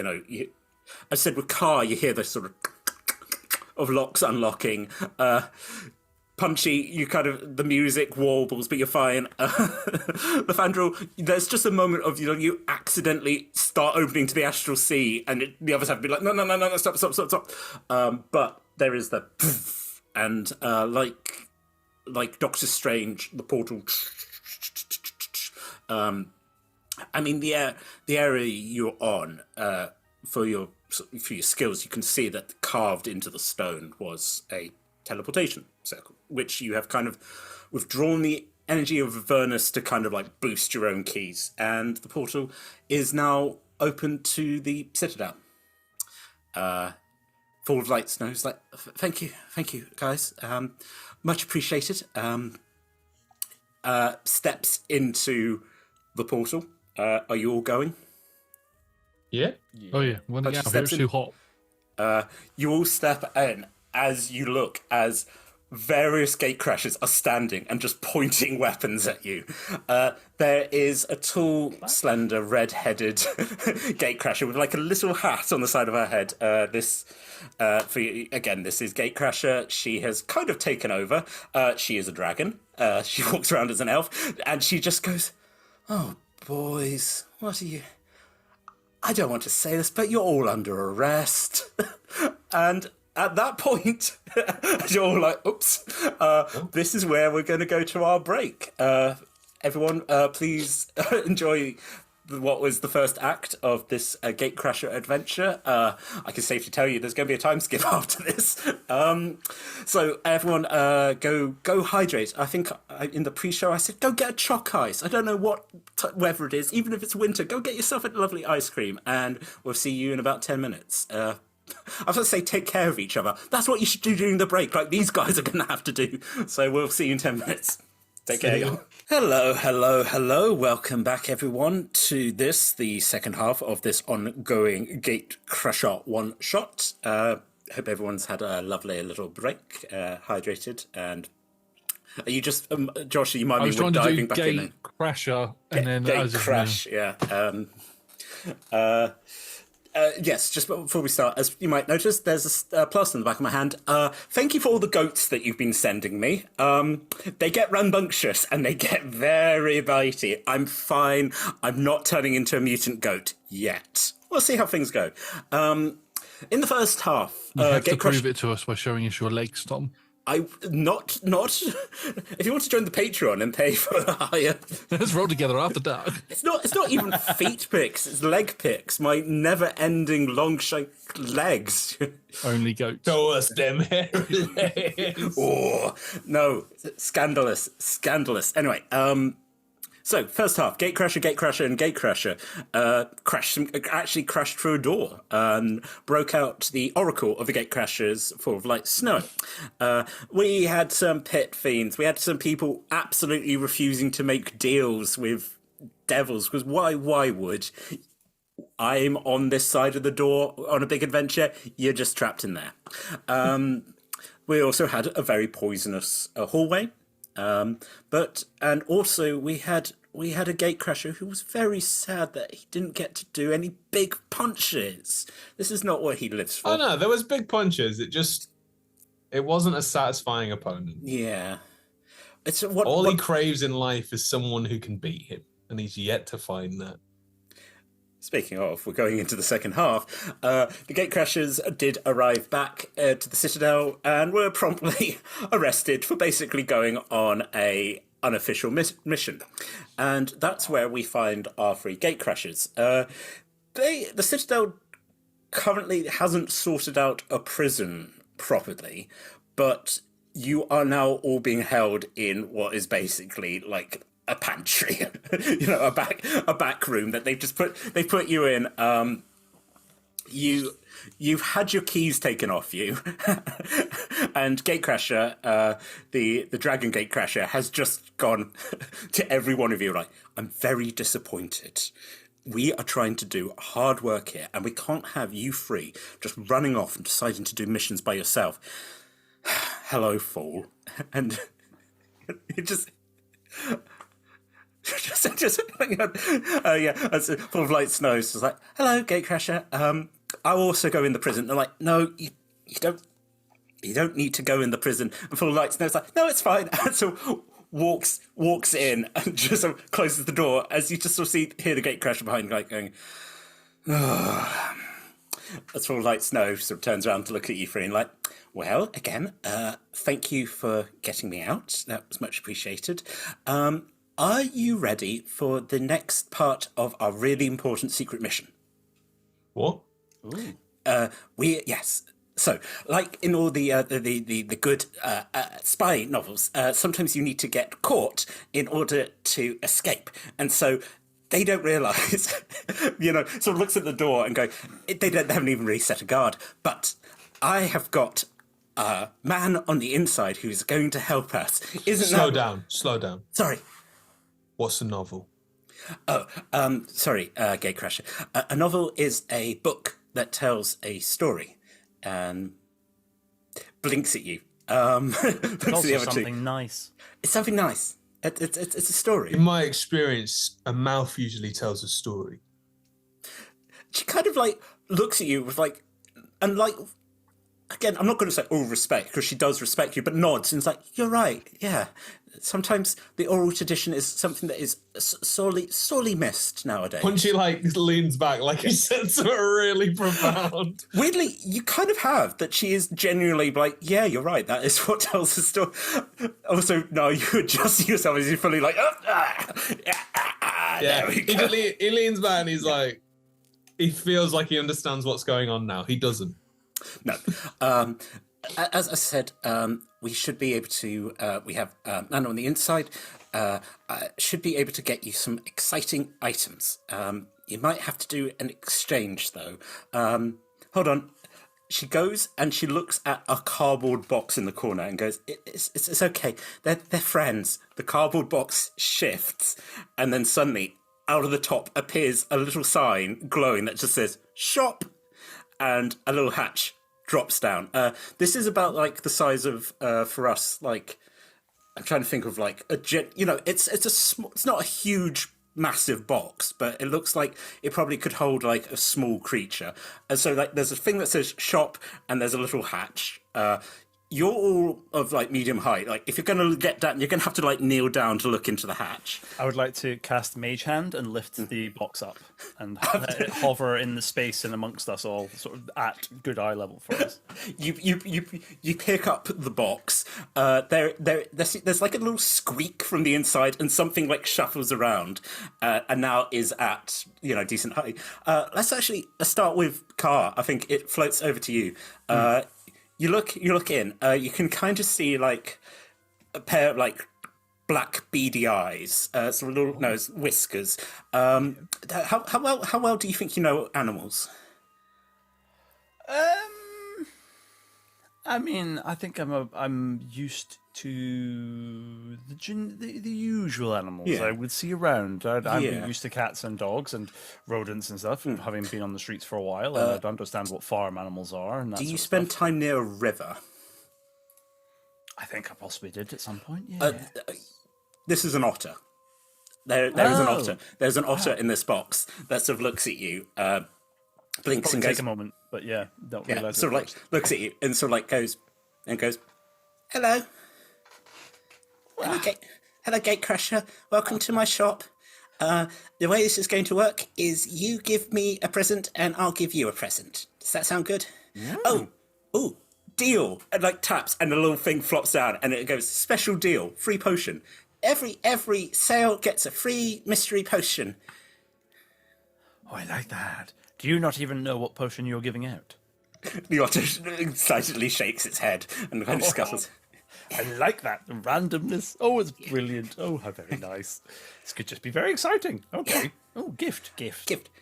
What would you like to give me to start with?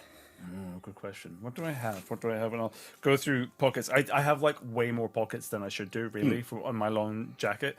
And I'm kind of rummaging through them all. Oh, okay, question for you. What do you like more? Do you like a king, a queen, a castle, a bishop, a knight, or a pawn? You kind of see like, and its tiny little paws coming up to its cheeks, and it's like, oh my goodness, a knight. A knight helps people, and I want to help people. Well, I'll give you two, and I have an entire chess set in one of my pockets, and I give over two knights from the chess set. You pop that in. The hatch. Nick, do you want to roll a d20? Oh, sure. Yeah. Oop, that one went off the table. Let's roll again. An 18. 18. That's very exciting. You sort of like shake.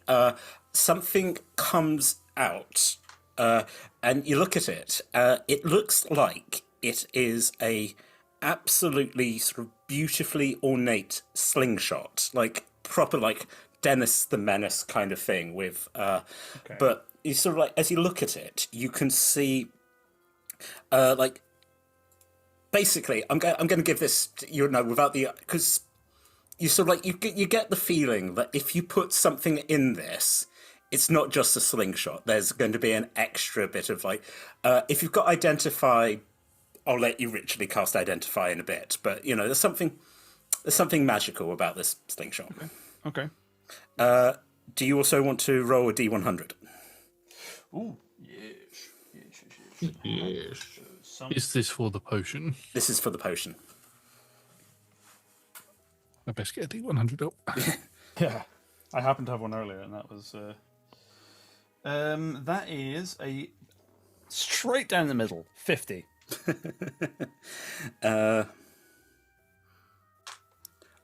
Very, very interesting.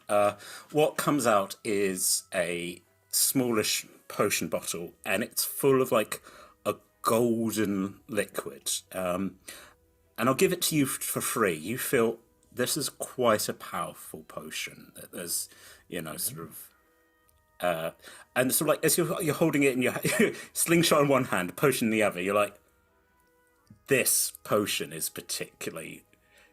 There's good feelings coming from this bottle, but yeah. Awesome. Thank you.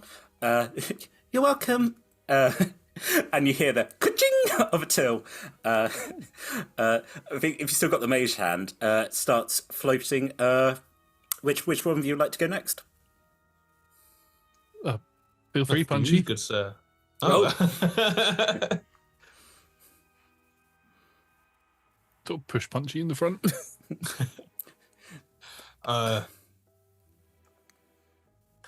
Here. This is very special to me.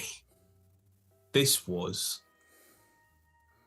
one of my molars. And I go into my bag of teeth. I lost that when there was this Goliath that actually got bigger than their usual size. Thankfully, we both spoke giant, so a fight was initiated almost instantaneously. I learned that word that day. Instantaneously. Did you have a It calendar? it means straight away. The again, I don't know if you have. Do you think you've come across an otter before? Yeah. Yeah. This sort He of grew up in Sigil Yeah. or Sigil, for those who depending can on pronounce if it you, properly. yeah. Just looking at you with the biggest sort of like blackest eyes, and then it's like, and again, the little claws come to the side of its face. You're picking up that this creature is like easily enchanted by, and the fact that you're telling a story, like both of you have kind of put some like performance into it, and it's like Rightfully so. Yeah. It should be. Yeah. The creature should be baffled by the magnificence of this. delightful. Do you want to roll a d20? Yes, sir. That is. Ooh, so close to a 20. It was a 14. Amazing. There, you put your molar in, and there's the sound, and out comes it is a fork. It's sort of like the size of like a normal fork, but it's striped with yellow and black round the outside, not unlike bees. As you look Not at the this, bees. I mean, no, you're getting very close to, but you're holding it, and it seems to thrum with some sort of pent up energy, and again, you're not really a magic person, but for free, I'd be like, yeah, this seems like it could probably summon something if you use, I don't know, a certain phrase. Again, if anyone's got identify, we'll let you do that before you head off. Thank you for this. You say that, and it starts vibrating, and then sort of pauses. Where it's like, it's not quite the phrase. I'm going to warn you guys. There is a set phrase that if you do say it accidentally, I will just do the summoning. You also can you roll a D100, please? And a D100. Yes. So that was your item, and now this is your free potion. Oh, 40. 40. All right, mysterious fork into my inventory. Okay, this is a silly one. Okay, you get it out, and it looks like a small, like, carton. It's a carton. It looks like a glass carton of milk, and inside it looks like there's milk. You're just like, if you didn't know any better, it looks like you've just been given like a small shot of milk. I'm writing fancy milk. Fancy milk, yeah. I also nod in appreciation. Thank you for these great gifts. You're very welcome. What is your name? My name is... Sorry, Tom. No, 8. Will be... It... He says it's will be. All of you go, oh, for goodness sake. So this is will be, otherwise known as will be prosecuted. Associate of Tony, otherwise known as El Bandito, who is a Tanuki, who's currently... again, has been actually at this point in the timeline, I think has been brought into the Citadel. Is a creature of destruction. This is a little otter that in his own universe was part of a group that brought the Tarask in, which then became a whole issue for the Gatecrashers.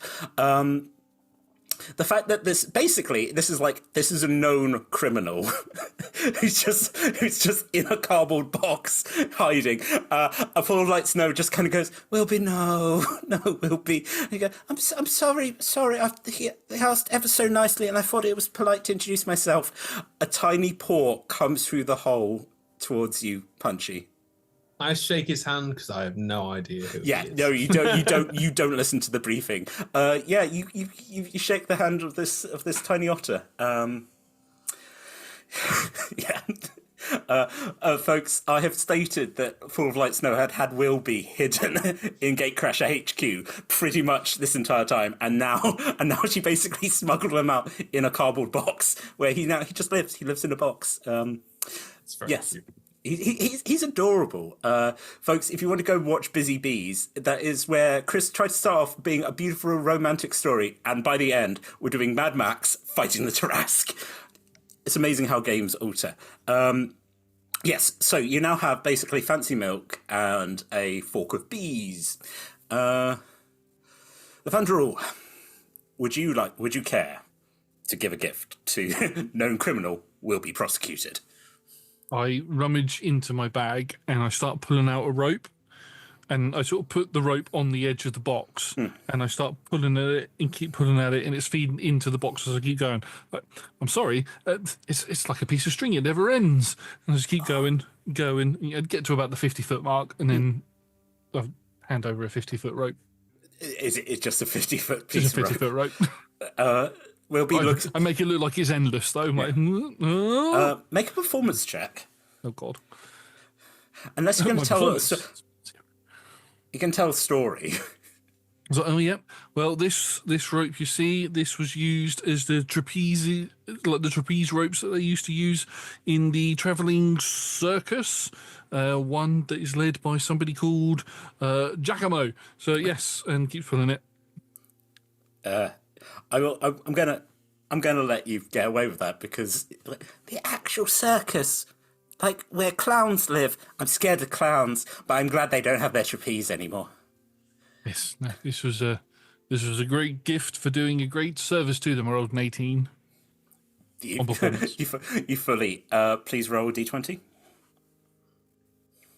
17. Amazing. You get what appears to be like a bronze whistle, sort of like a not like a little one, but like one like if you were a sailor, sort of like a long. Sort of like I'll let you make a history roll because, like, well, the other two, it's like this is a mysterious item. This is something you might have already seen. 15. Yeah, I'll give that to you free. So we were talking about Syrah earlier. So Syrah is a construct that was made by one of the Gatecrashers here.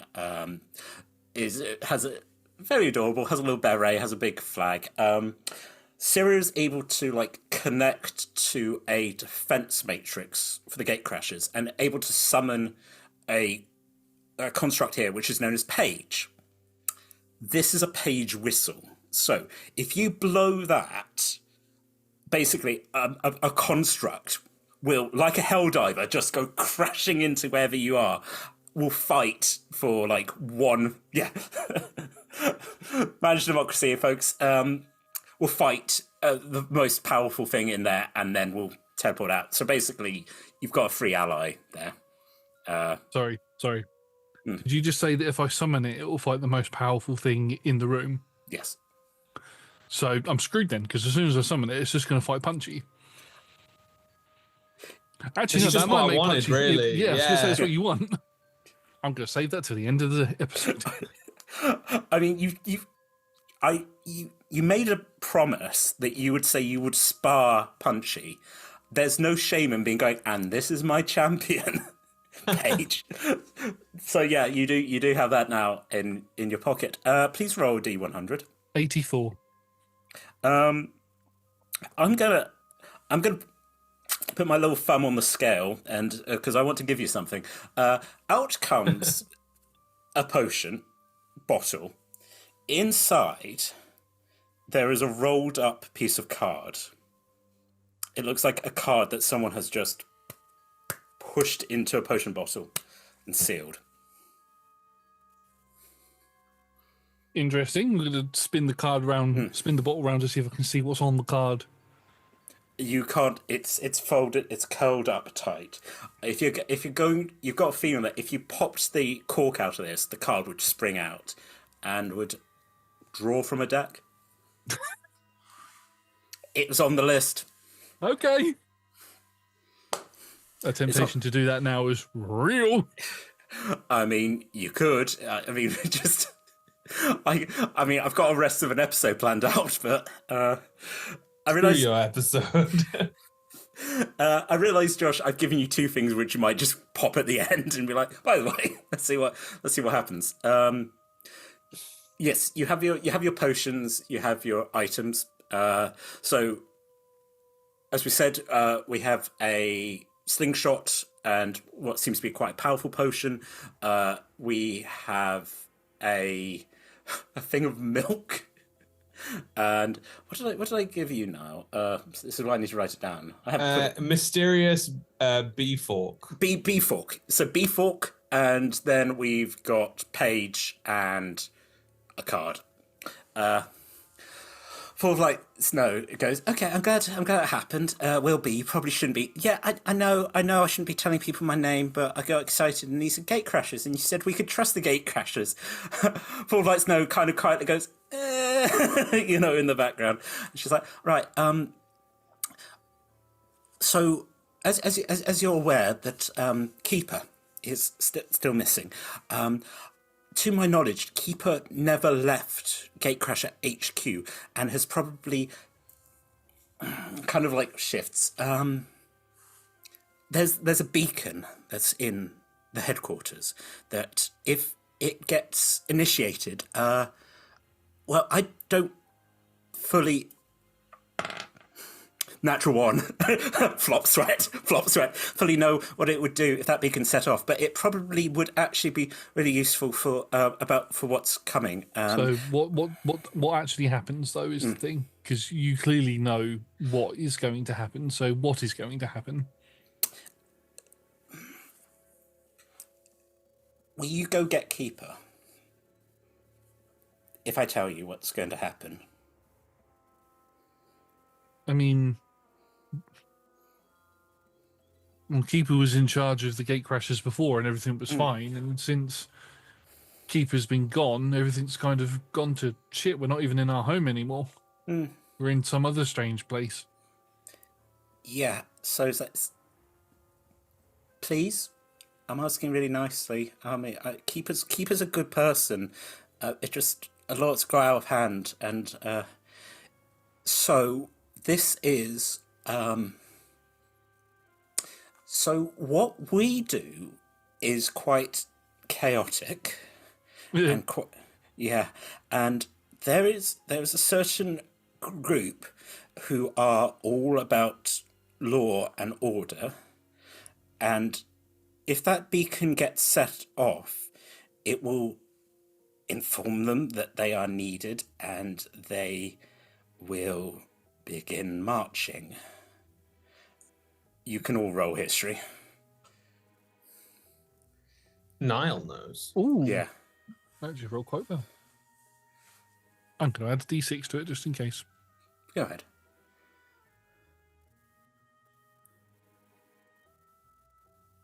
Oh. I'm like, yes. Yes. Punchy, I know exactly. Punchy, you know, but you're like, march. What do armies do? March. War. Interesting. And we kind of like watch you kind of consider, and it is just like an animated thing. The anime, which is absolutely beautiful of you, like just uppercutting like various armies. That's what you're kind of focused on. You're like, lost in the fight. Yeah. I'm really liking my new slingshot. I'm just, this is beautiful. That was a 4. That's also fair. You are admiring your slingshot. I'd say like not pay attention because you're taking a bit of time. You're like, you're like, well, there's magic here. There's sort of like, sort of like you feel like the thrum of like magic every time you pull it back, and you're like, Okay, interesting. As I said, if I put something in this, probably. Josh. I got a 15. If that does not pass, I got a 19 with side bolstered knack. Do you want to use your sign like a? Do you want to bolster? Or if Bolster those knacks. bolster the knacks. It's like if 10, have you got a certain number you can? I've got a certain number I can use, but if I still fail the check, if I pass the check, then it's wasted. But if on the 15, if I pass, it's wasted. But if I still fail with a 19, then I don't use the point. Is what it says. So I'm going to say, because it's a one shot. I'm going to say the 15 would pass, but I'm going to give you extra because of the 19 and push it. It's very safe to say. What? And no, worked it out. Modrons. Modrons are the personification of law and order, and there is something that even the Gatecrashers are uncertain of, which is called the March of the Modrons, that seem to happen at a particular time, and what they do is they just march through the multiverse, just straightening, wiping things out to start again. So what the Modrons have probably spent for as long as there's been Gatecrashers, there's been Modrons who've been attempting to come and fix things. So with the galaxy being destroyed by someone like Vecna and the Gatecrashers trying to lock stuff down, Modrons will just come marching in, flatten things out. It's an extra force to kind of like, the enemy of my enemy is my friend. So the fact that Gatecrasher has probably stayed behind, Keeper has stayed behind to try and summon the Modrons. Modrons do not hate you. Modrons do not have emotions. That is incorrect. They will just march and they will correct things. If you do watch Roll Together stuff, the Modrons have already been an issue, especially when it comes to time travel. Gatecrashers don't time travel, but they certainly do get involved in things they shouldn't. So, yeah, that's... I mean, if we go and save Keeper, does that mean that this alarm won't get rung? I think that Keeper was trying to ring the alarm as like an emergency thing to give us more time. You might need to talk to them. I don't... She kind of, again, sort of like looks at you, and because there's a height difference, it's like looking up at you, and it's like, I'm kind of like, I'm trying to look at different futures here, and it's hurt. She's like, I'm not thinking about it. It hurts. This is like unprecedented. I can't tell you definitely what will happen if you do or you don't, but I know that Keeper's taken good care of me, and all of you done their best to make sure that you return safe and that you aren't just weapons. Looks at Punchy. You have got like Orcus in the chokehold and like in your mind. So please, Gatecrasher. Out of all of the futures that you've seen, how many do we succeed in? She puts up a claw. Take it that's the one we're doing then. I mean, depending on what everybody else wants to do, of course. I don't speak for all of us. Do we I get say to we hit fight. things? Yeah. Yes, that's it. Because she's been like script, and then she's like, no, actually, that I can find. There are things that the Gatecrashers, where we were like experimenting and looking at, which probably have escaped in the time you've been away, and like big monstrous things. Looks at you, Punchy, and like the single claw turns into a like BB-8, just like. If you're ready, we can. Basically, we're just going to sneak you in through the back way. This is good news. Sounds good to me.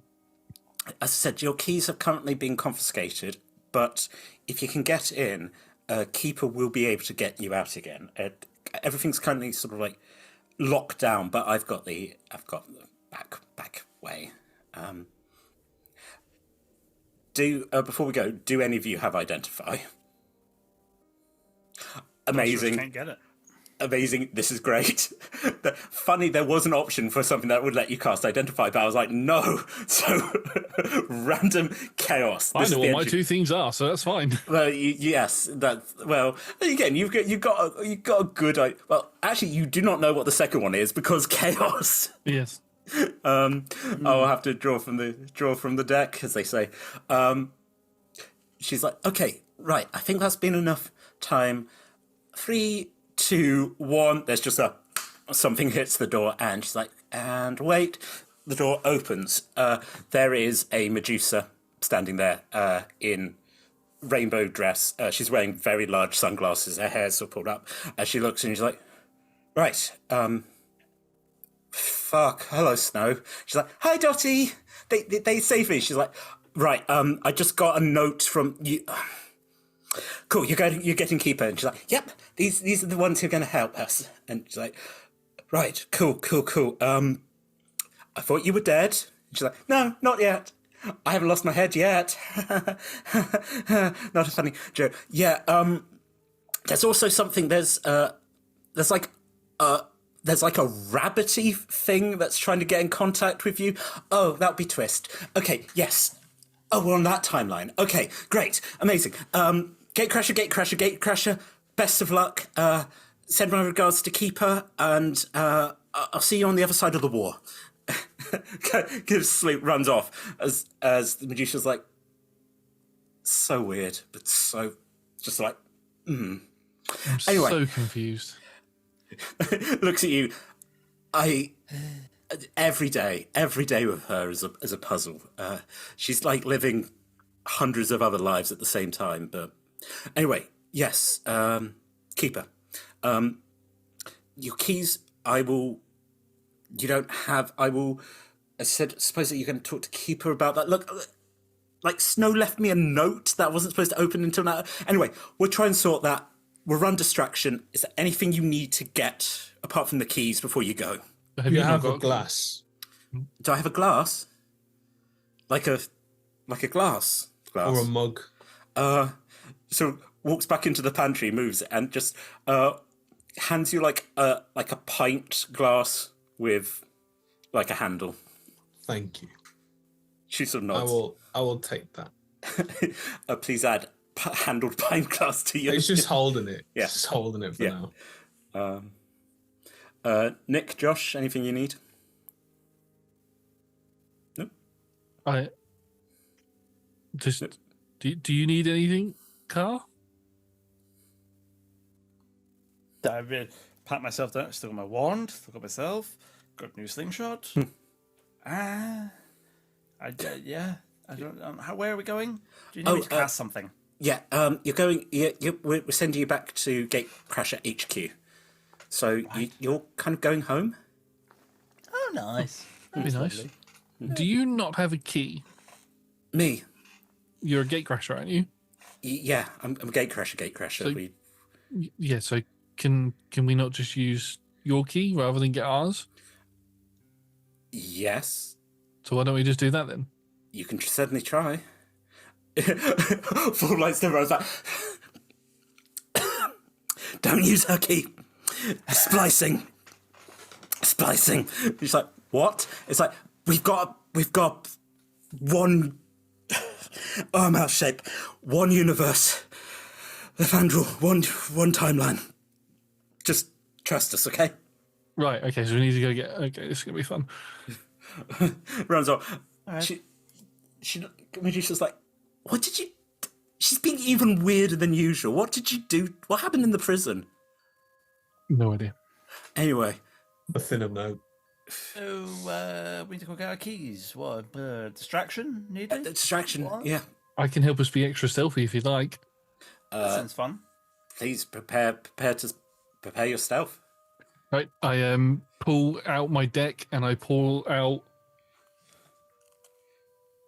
4 cards, and I hand 1 card to each of you.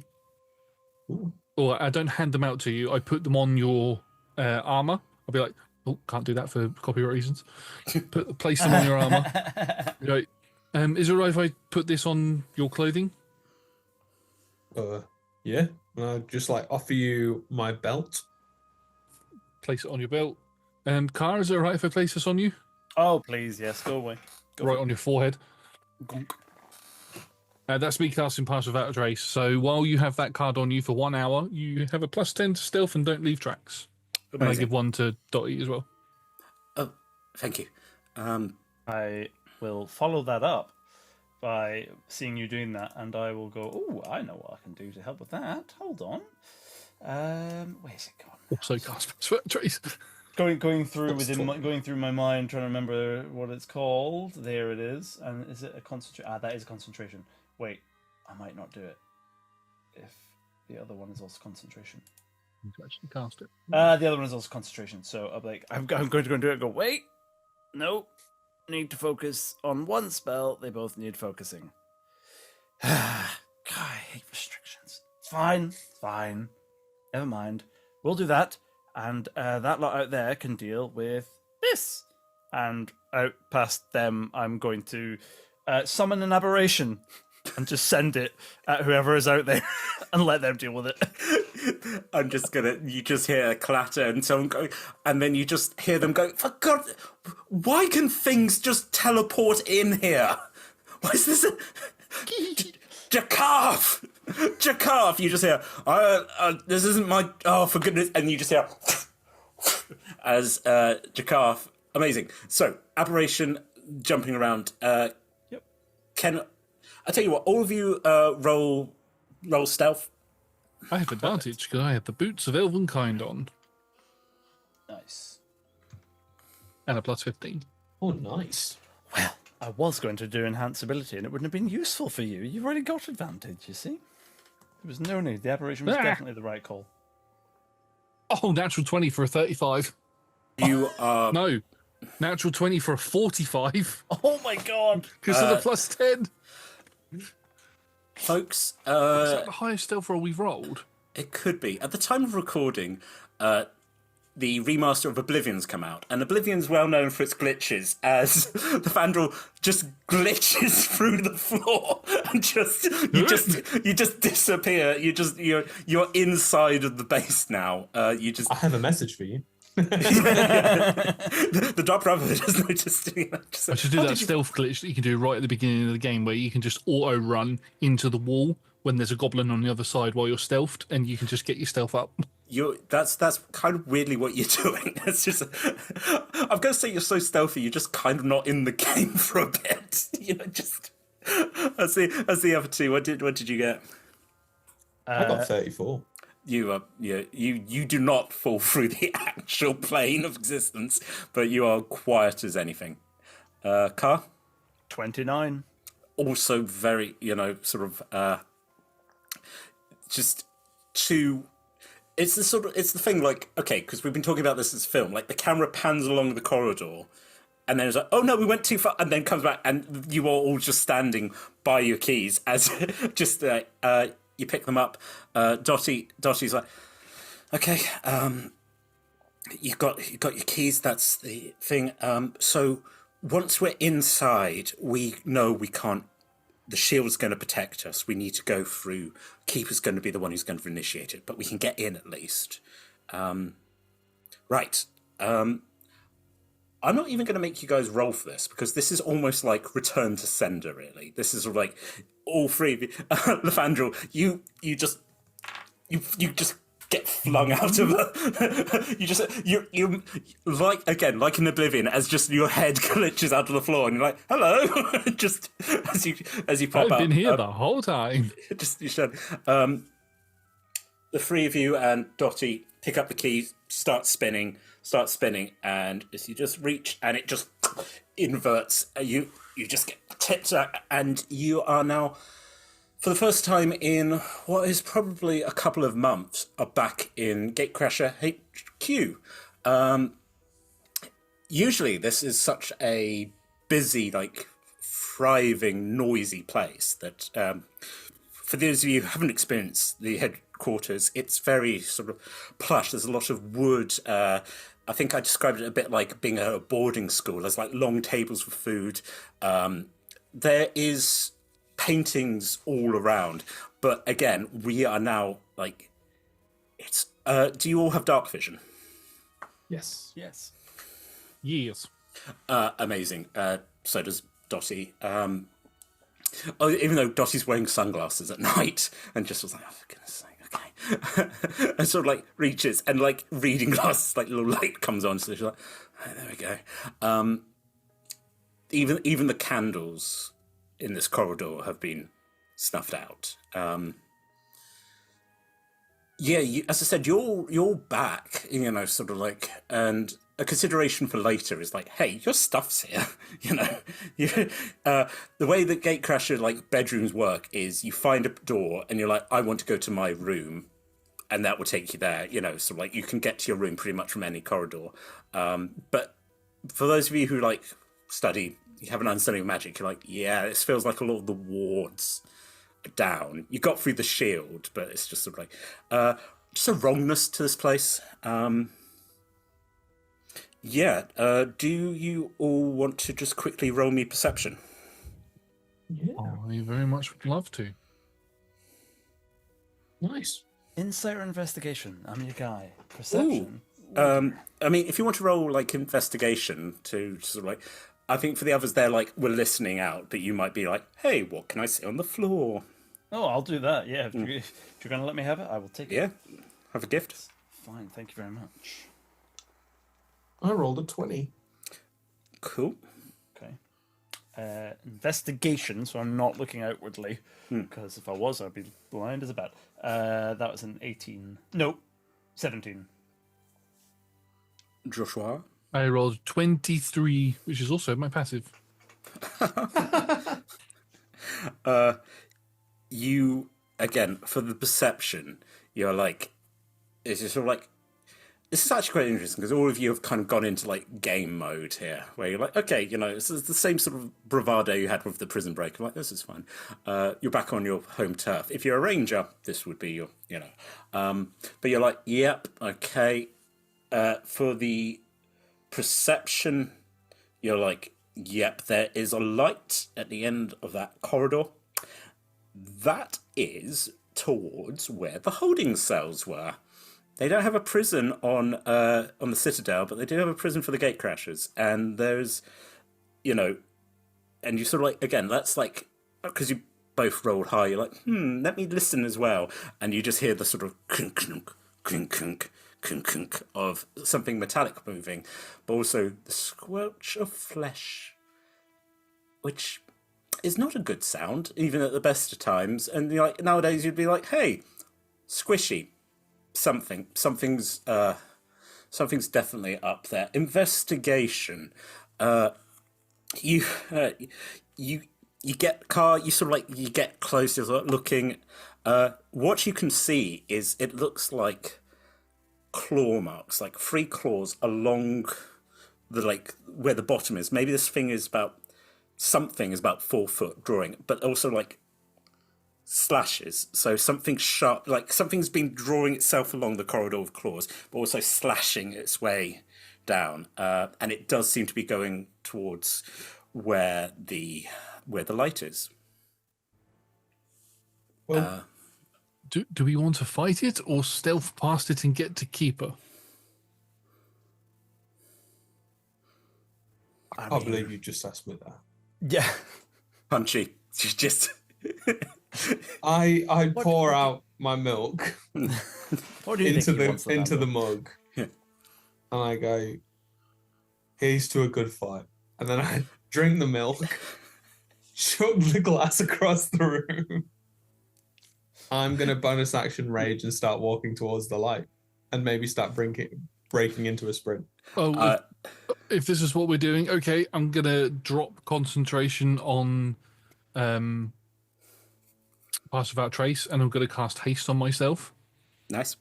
And then I'm going to pop the cork and pull the card. Oh, Shit. Okay. Void. For the milk, please add 2 to your constitution for drinking your milk. Oh, great! What to my constitution score? Yeah. Oh, brilliant! It's temporary. It's until the next short or long rest. But Great. cool. Oh, that's. Oh no! Did you break it? I did an override rather than a. Oh dear. Pardon me.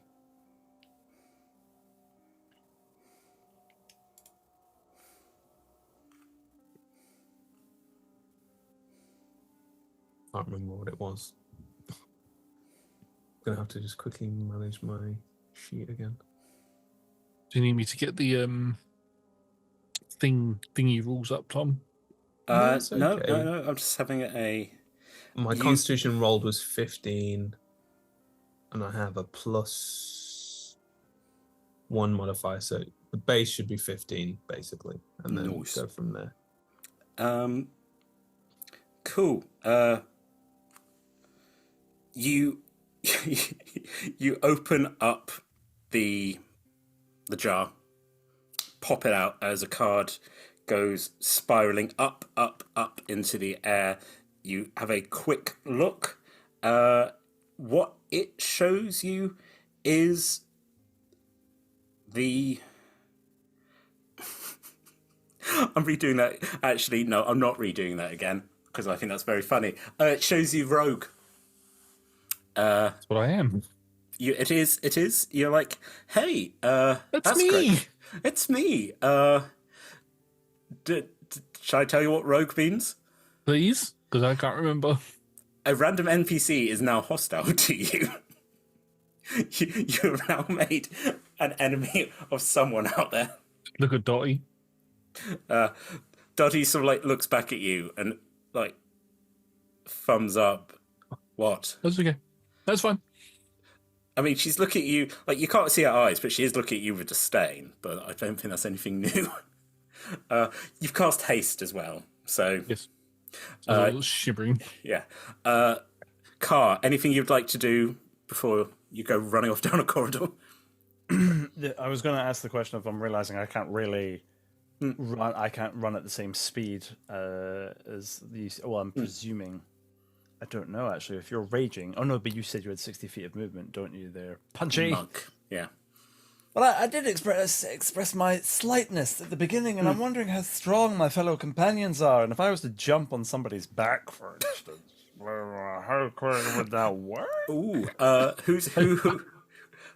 Lefandriel, how strong are you? I would fall into a heap. I have a -1. Sure. Not you then. Make an athletics. Basically, make a grapple check. Punchy, are you going to contest having your associate jump on your back? No, we've been working together long enough for me to know what's on. I'm feeling like maybe we've done this once before. Yeah. And so athletics check, you say? Yeah. Oh, There was one Can I particular. help by catching? If I tell you what, yes. If you actually like you're starting to rage, but you're like your brain's like friend. Roll with advantage. nice. Yeah. I'll yell I out just as get I do battle. it. You know what I mean? It's just battle fury. I'm going like, Punchy, take me to the wall. Which is like our cue that we said before. and you know I'm coming. And to the jump B on back. stick activates. How is that going to be the one? Yeah. I wait. I kind of hide, so I should have just changed it. That. Oh yeah, no one's ever going to say "take me to the war." That's fine. That's a safe phrase. Thank goodness for your advantage. Thank you for the help. If the numbers are to be read, one of them was a 2 with a -1, so that was a 1. And the other one is a natural 20, -1 for a 19. So I like slip and fall, but you catch me and put me on your back. I think it is like we're sort of like talking about that anime thing of like we see you falling and we hear the bum bum bum bum and you're like no, and then suddenly a big pair of arms just picks you up and he just flings you majestically, and you land and you just sort of like a backpack around your gatecrasher friend, and you're now yes, I'm gonna just say, because you're raging, this is sort of unimpeded. You've got a very slight man on your back, and I you also have a strength of 25. I mean, no, you are a titan as you're sprinting. Lefandro, what is your?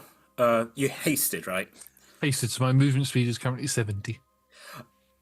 I mean, are you Punchy? You dashing? I'm just, yeah, Yeah, why not? Yeah, I've got my bonus action to rage. Might as well dash as an action. You our 3 heroes just start dashing down this corridor. Two And heroes. Who's not a hero? Well, I mean, Car is 2 a of us are hero. dashing. Car is definitely not dashing. Car is like Dashing, in a car, thank you, and it's just holding on. And she's like, It's dashing in some ways, but not in terms of running. well, Yes. quite. Thank you. And again, like, we've been talking about anime where, like, the theme song starts playing and the credits start as we're just watching, like, a car being riding on the back as plays. Basically, you run for the title sequence. It's weird that we're doing a title sequence about 2.5 hours into the episode, but there we go. Welcome to the world of anime.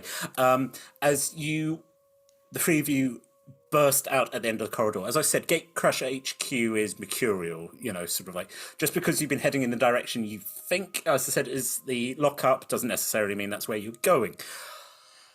Instead, sort of like, as you're there, you're looking at, as you're rushing down the corridor following this light, various sort of like rooms that have been torn apart. It looks like things are smashed out, and all.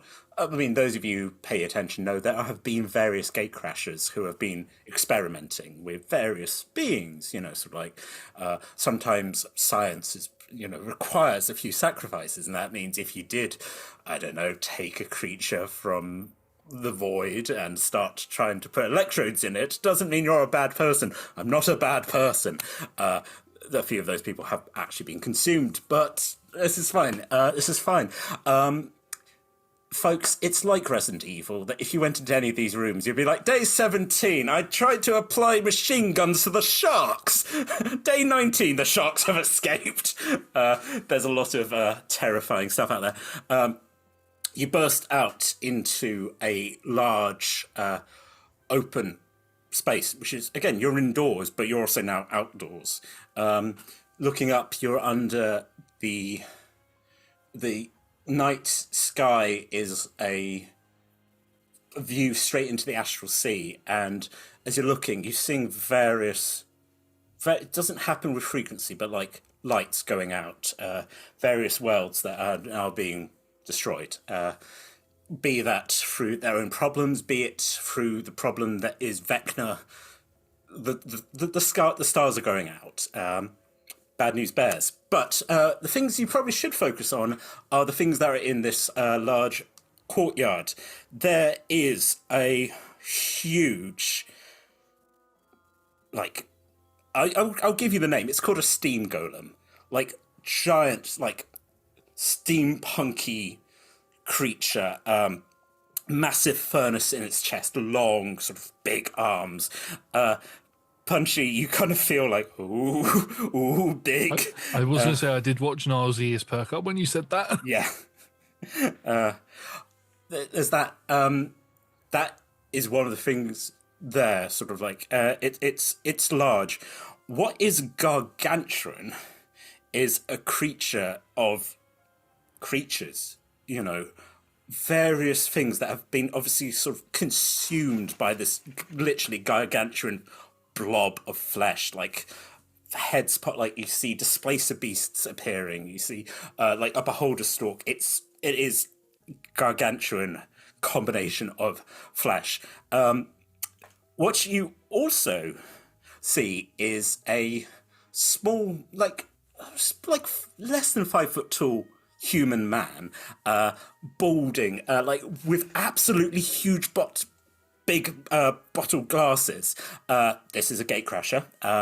And for those of you who watched my previous one-shots, this is a man who G, the player, and also G, the character, because G played G, called Magoo, who was a scientist and would be very interested in making a flesh colossus such as this, and sort of looks up and goes, yeah, Gatecrashers, delightful to see you, yes, welcome back. Obviously the lockdown has been affecting me, and I've had plenty of time to work on my experiments. I sprint past him immediately. There's no stopping. I'm going straight for the big steam thing. Oh my! Oh yes, yes, you are here to work on my experiments. Oh, this is delightful. Hold on, I shall go get my mech suit. Just now, I'm going to give you like a surprise round of punching. Also, be aware that Car is still on your back, and it's going to be dropped right next to. Please, please make an attack on this steam golem. Great.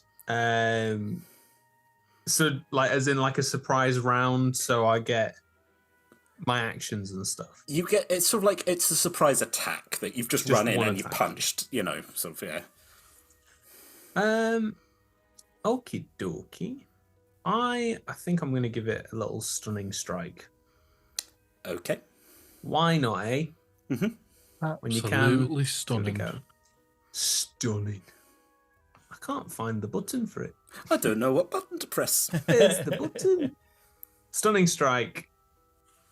It needs to be a Constitution saving throw of a 16, please. You swing into this thing. It rolls a 13. Excellent. Absolutely excellent. I think I need to hit it, which I probably will. Because I'm going to do it recklessly. Amazing. Giving thine self advantage. For a total of 27. 27 punching damage. 27 to hit, sorry. Oh, 27 to hit. Yes. Is this classed as a construct? You know what? It is. Excellent. So Juggle that's it, an juggle it, juggle it. instant crit. I can't juggle it unless I've got more attack. Oh, as in like an uppercut? Yeah. That would be pretty funny. Is that what you want to try? Are you going to jump I'm gonna up? I'm gonna see if it does any more damage. If not, because it'll just knock it prone, but it's already stunned, so that's not really an issue. And I'd rather use the points to do more badassery. Like air dashing. That's another thing that I can do, apparently. Why not?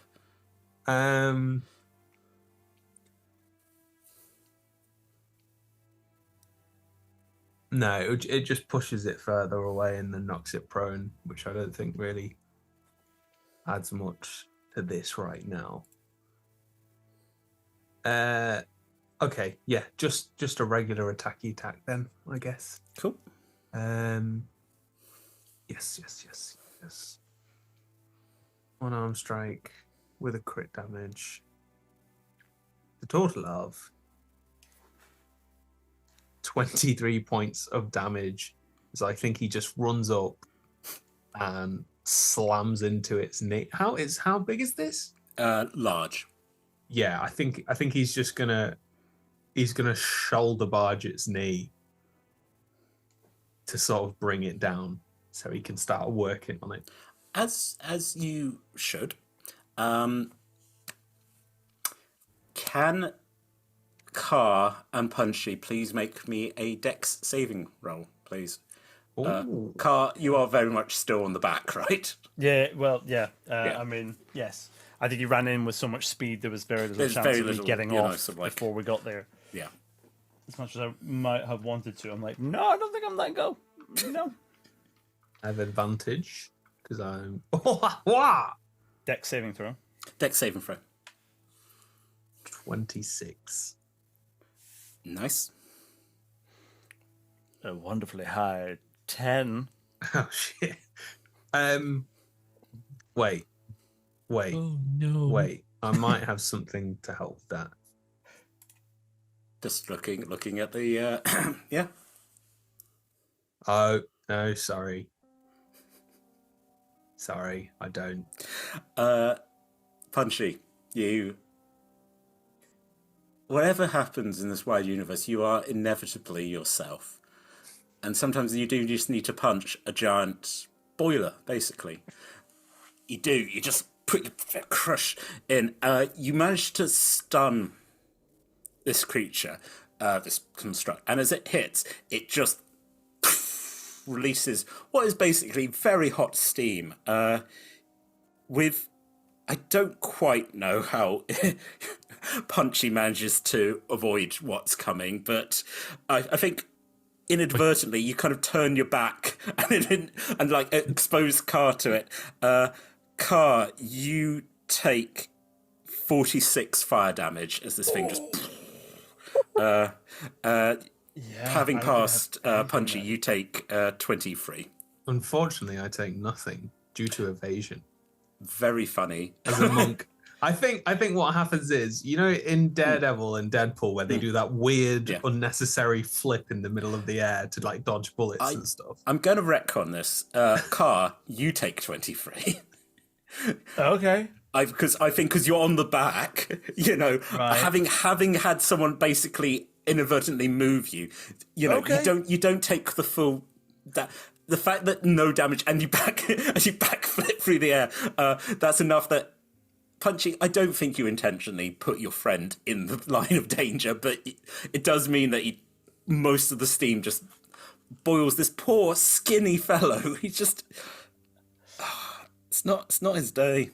I was just going to say, I thought I just move out of the way, leaving you. I mean, but no, I like it. I think it's nice that you sort of like I do my best to try and protect you. Yeah. Car, I'm also going to say this kind of throws you off.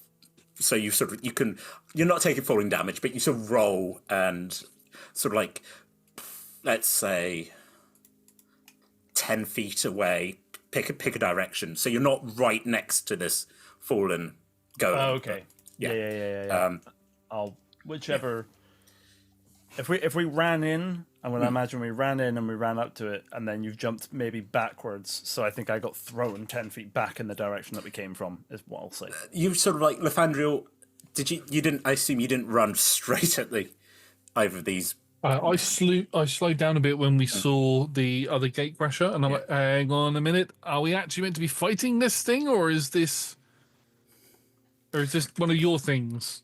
Are you a friend, or You're talking, Gatecrasher, yes.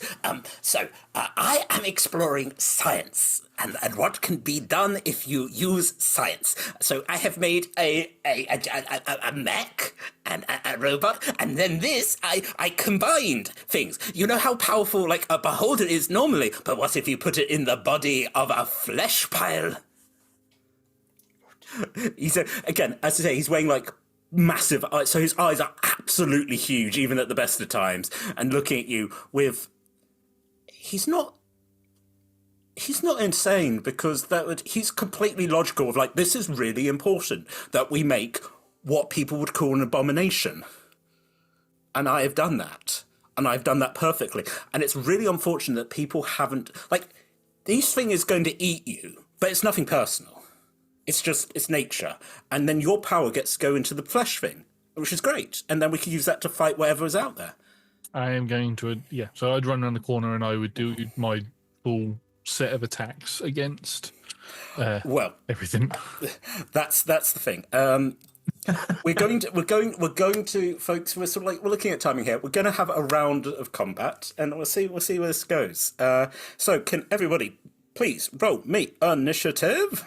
Okay. Oh, nearly a natural 20, but I didn't. I got a 17. Because I've not used it at all, and I probably should have used it just there and I didn't think about it. I'm using luck for this. I want to be more lucky as I go into this fight. Fair enough. Makes sense. You're lucky too. That's what I was looking at. If I could help with your roll. I'd forgotten about it, and I'd flat forgotten about it. And I mean, I think we got very lucky with our benevolent GM there. Thank you. But that makes my my initiative a 19. 19. Lefandriel? 17. 17. Which Punchy also got 17, I believe. Who's got higher dex? Mine's +3. Mine's +5. Okay, dokie. So that's, beautiful. So, the layout of this battlefield. There is a large steam golem, which is currently prone, and having blasted out steam. There is also two, like, if we're imagining the battlefield, like where your face, The steam thing had disadvantage on its roll to for initiative. Sorry. interesting. Help! I need to help my initiative. Was it knocked prone or was it just It's stunned? stunned. Yeah, Just stunned. Okay. Yeah. Stunning Sticky. Stalker. Cool. Yes, that was not. Yes, it has slightly moved down the initiative now. Yes. So stunned steam golem, large, gargantuan flesh mass. Which is, I think I said, is slithering and making noise. Like earlier, I said, "Oh yeah, it's making the noise that flesh makes." I don't know what that's the noise flesh makes. Big flesh pile, and also a gatecrasher, small human gatecrasher who is going for a run. Also, so we have Car, who is about 10 feet away from this thing. We have Punchy, who's right up next to the steam golem. Lefandriel, slightly. How far back do you want to be for? Oh, because you were talking to. We'll slow down to talk to the Gatecrasher, and then so I'd be however far back that is. Should we say 15 feet? Sort of like. Yeah. Good. So you're having a short. Dottie, the Medusa, is also with you, and actually, she rolled incredibly well. She's got 22, and just fingers under, like massaging the top, and just like, and looks at you, Fandriel, and just goes, "It's never easy, is it? It's just this. Good job trying to talk him round. The man's dedicated. I will." She just reaches around, pulls out an arrow, and is like, aims it at the flesh golem. That it does hit. She does 6. Oh God, Dory. She does 6 damage to it as it just goes. Oh! She's like, horrid, hate it, been across the galaxy, don't like this at all. Yes, so that's that.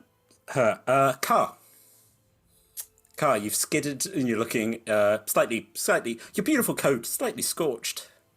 I think I'll do the anime, since it's very anime, I do the anime landing thing of I hit the ground coming off the flip, knee down, arm down, slide backwards, dust goes everywhere, jacket then flips back that way. And I jolt my head up and stare at the flesh mound. Eyes flash.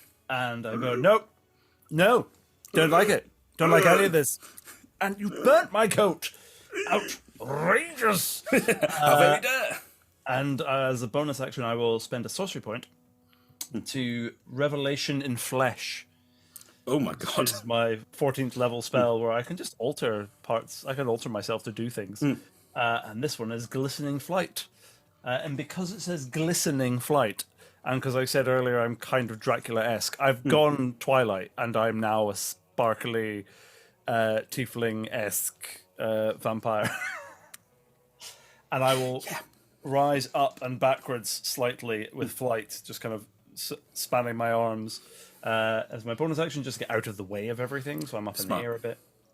And I will turn to the flesh mound, and I will, again, bring the wand round and flip it round, but it's not like it's nothing purple, it's nothing from his mind that you've seen before. This is just meant to be mean, and as I will... And as I do that, I'm going to cast Mote of Hell. Oh no. I mean, that's not far off. I'm manifesting a pocket of hell directly in front of this or on top of this mass of flesh, please. Yeah. Oh, it's a 15-foot radius sphere of darkness, brimstone, and blasting heat. And it will be directly in front of it. So, because you said it was gargantuan, so I don't know how huge it is, but real big. I want it to encompass as much of it as possible. It won't do anything right now, but when it starts or ends its turn in there, it will have to.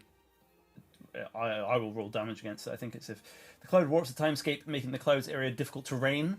If they start their turn in there, they'll take 3d6 damage, and if they end their turn in there, they must succeed in a wisdom saving throw or take 3d6 psychic damage as the voices of the damned crowd their mind.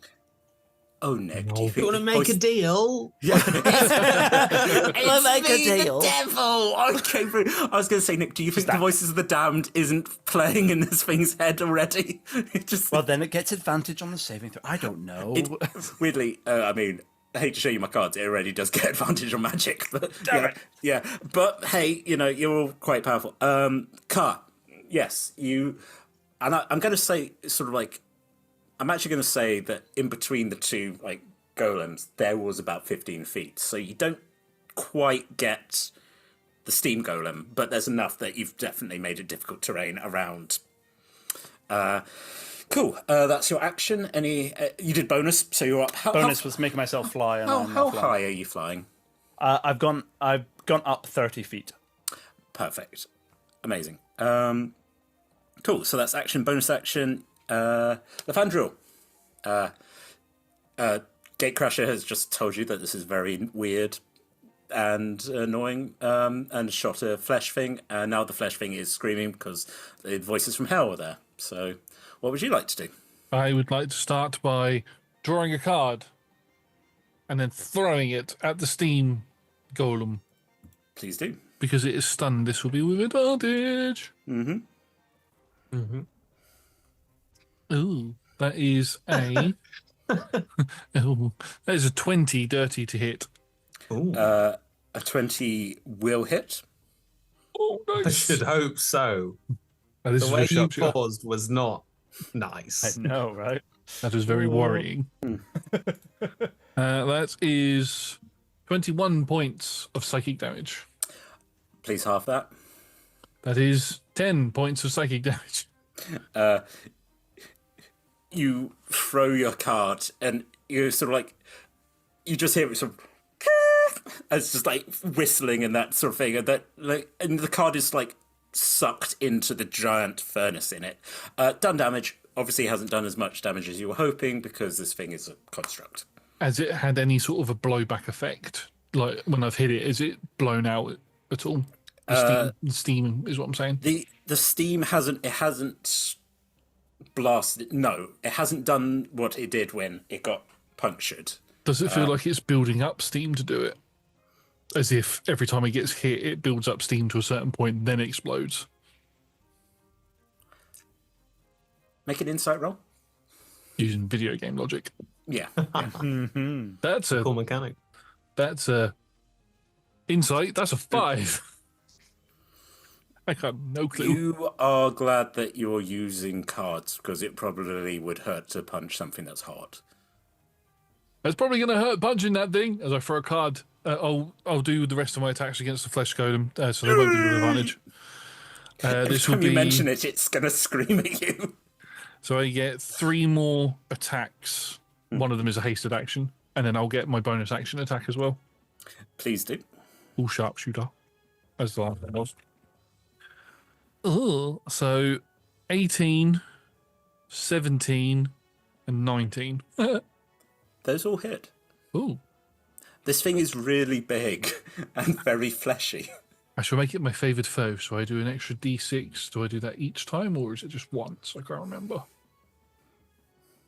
Let me just check real quick, because Favoured foe should happen after the first hit, is it but on... it is a concentration. the first time on each of the turns, yes.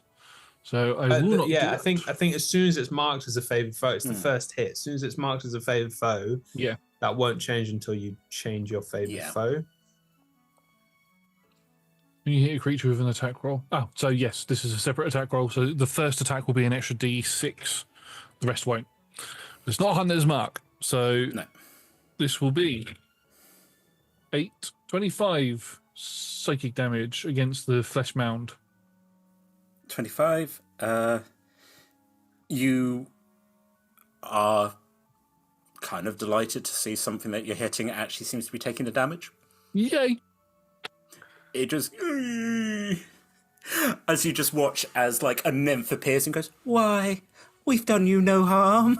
And pulls back in. Lovely. Getting a B. 18 on the next one. Yeah. 18 on the third one.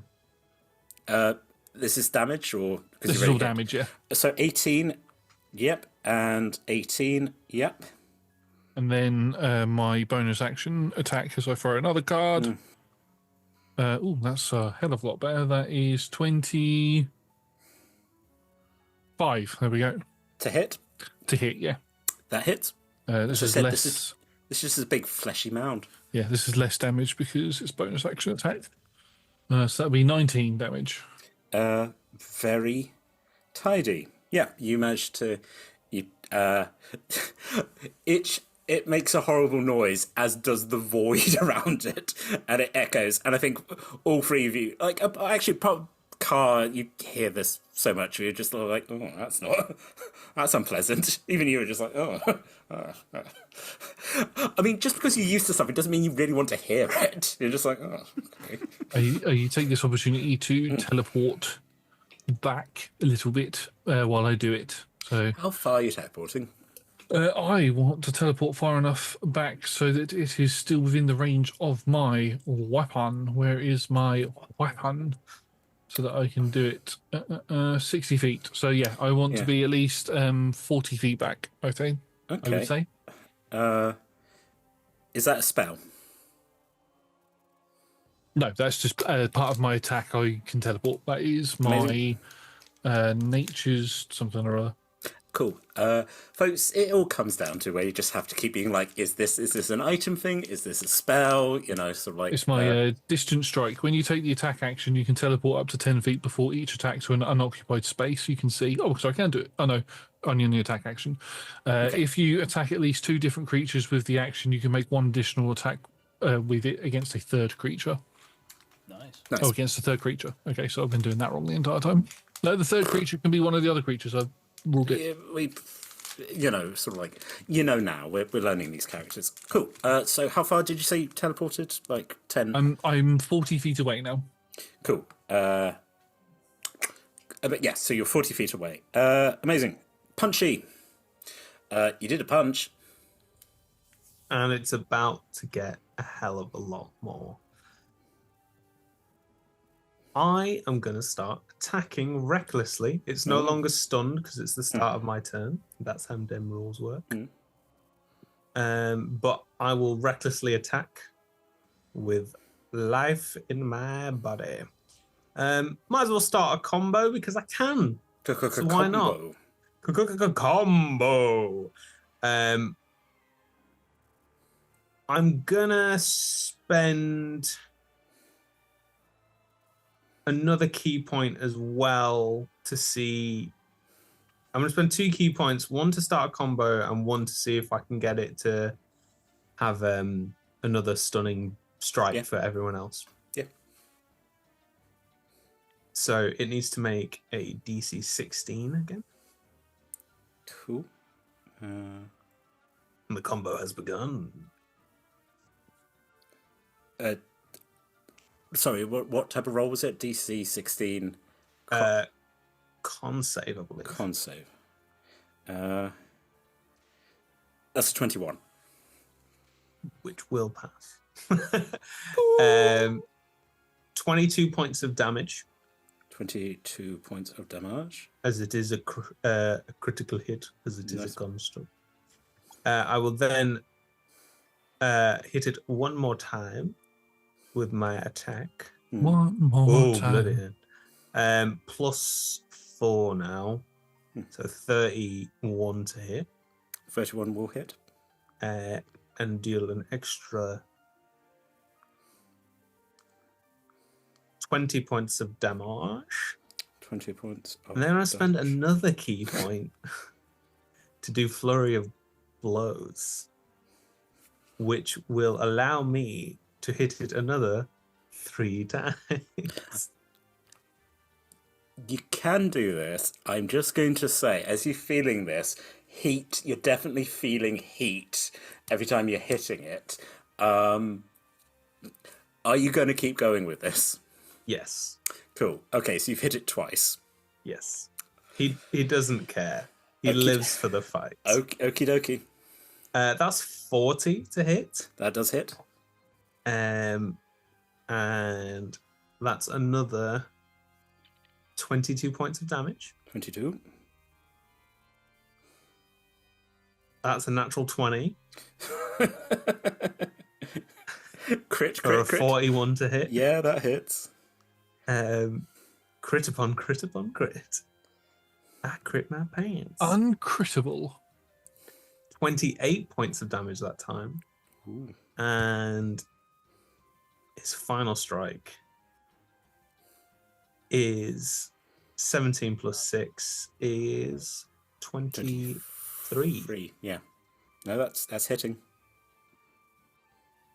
And he deals 28 points of damage to roll up. I think it is very much like a combo. He starts working his way through its knees and lands like progressive kicks and punches, literally working his way up the body until he gets to the head and ends with an elbow crushing into its skull.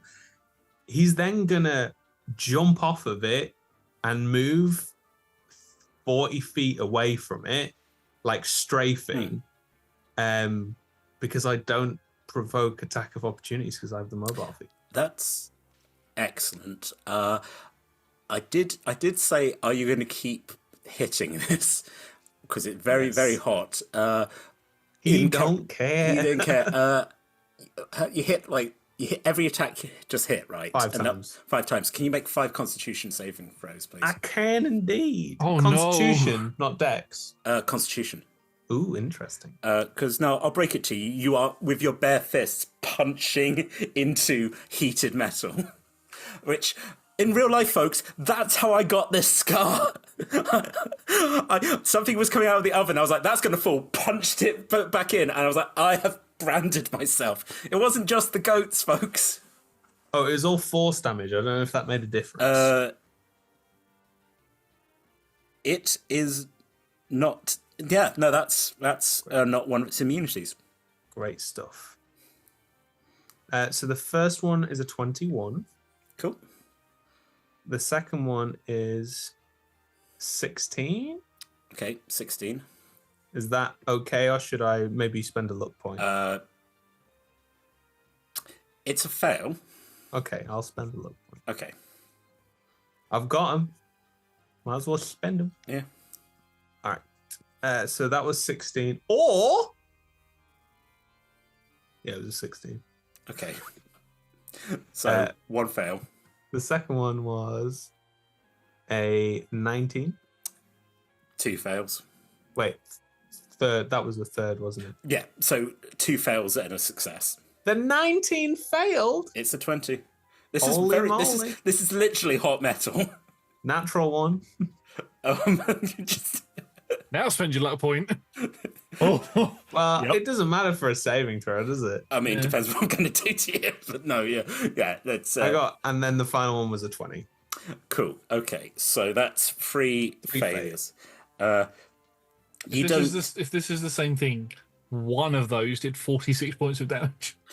It's you take Smirk, Tom. Stop it.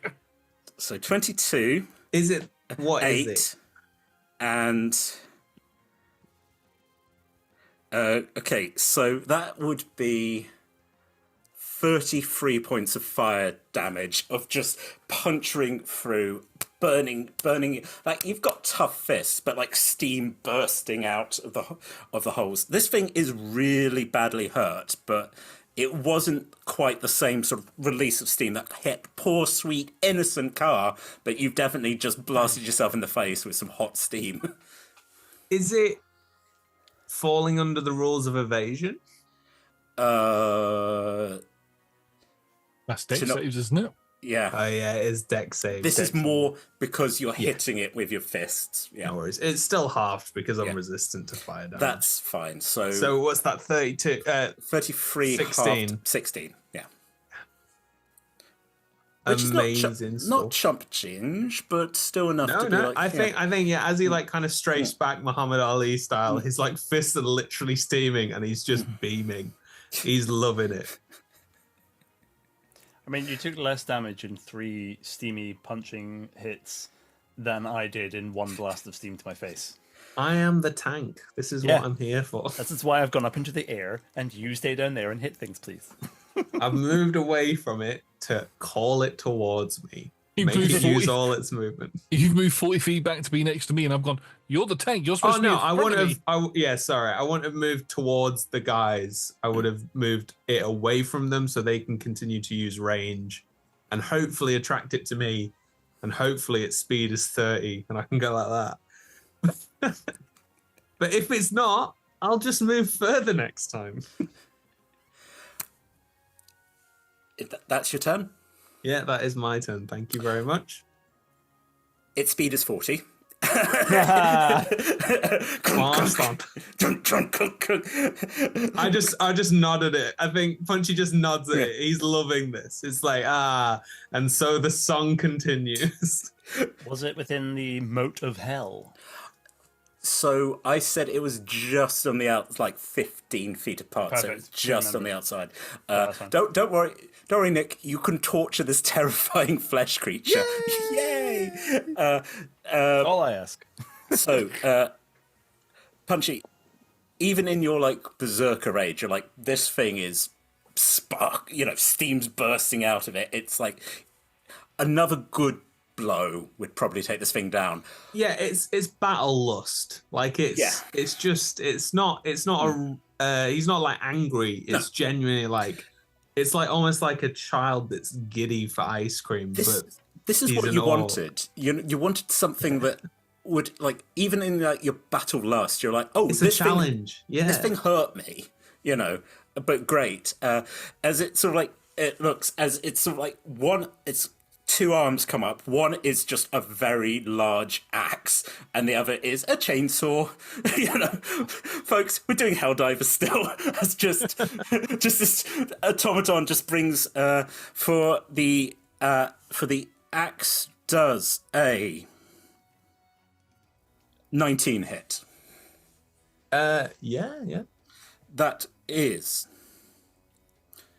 26 slashing. And Great. Can I? Yes, do you have something? Oh, I don't Got think I evasion?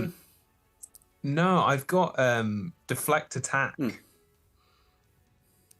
How does that work? And how you, as this axe comes down you?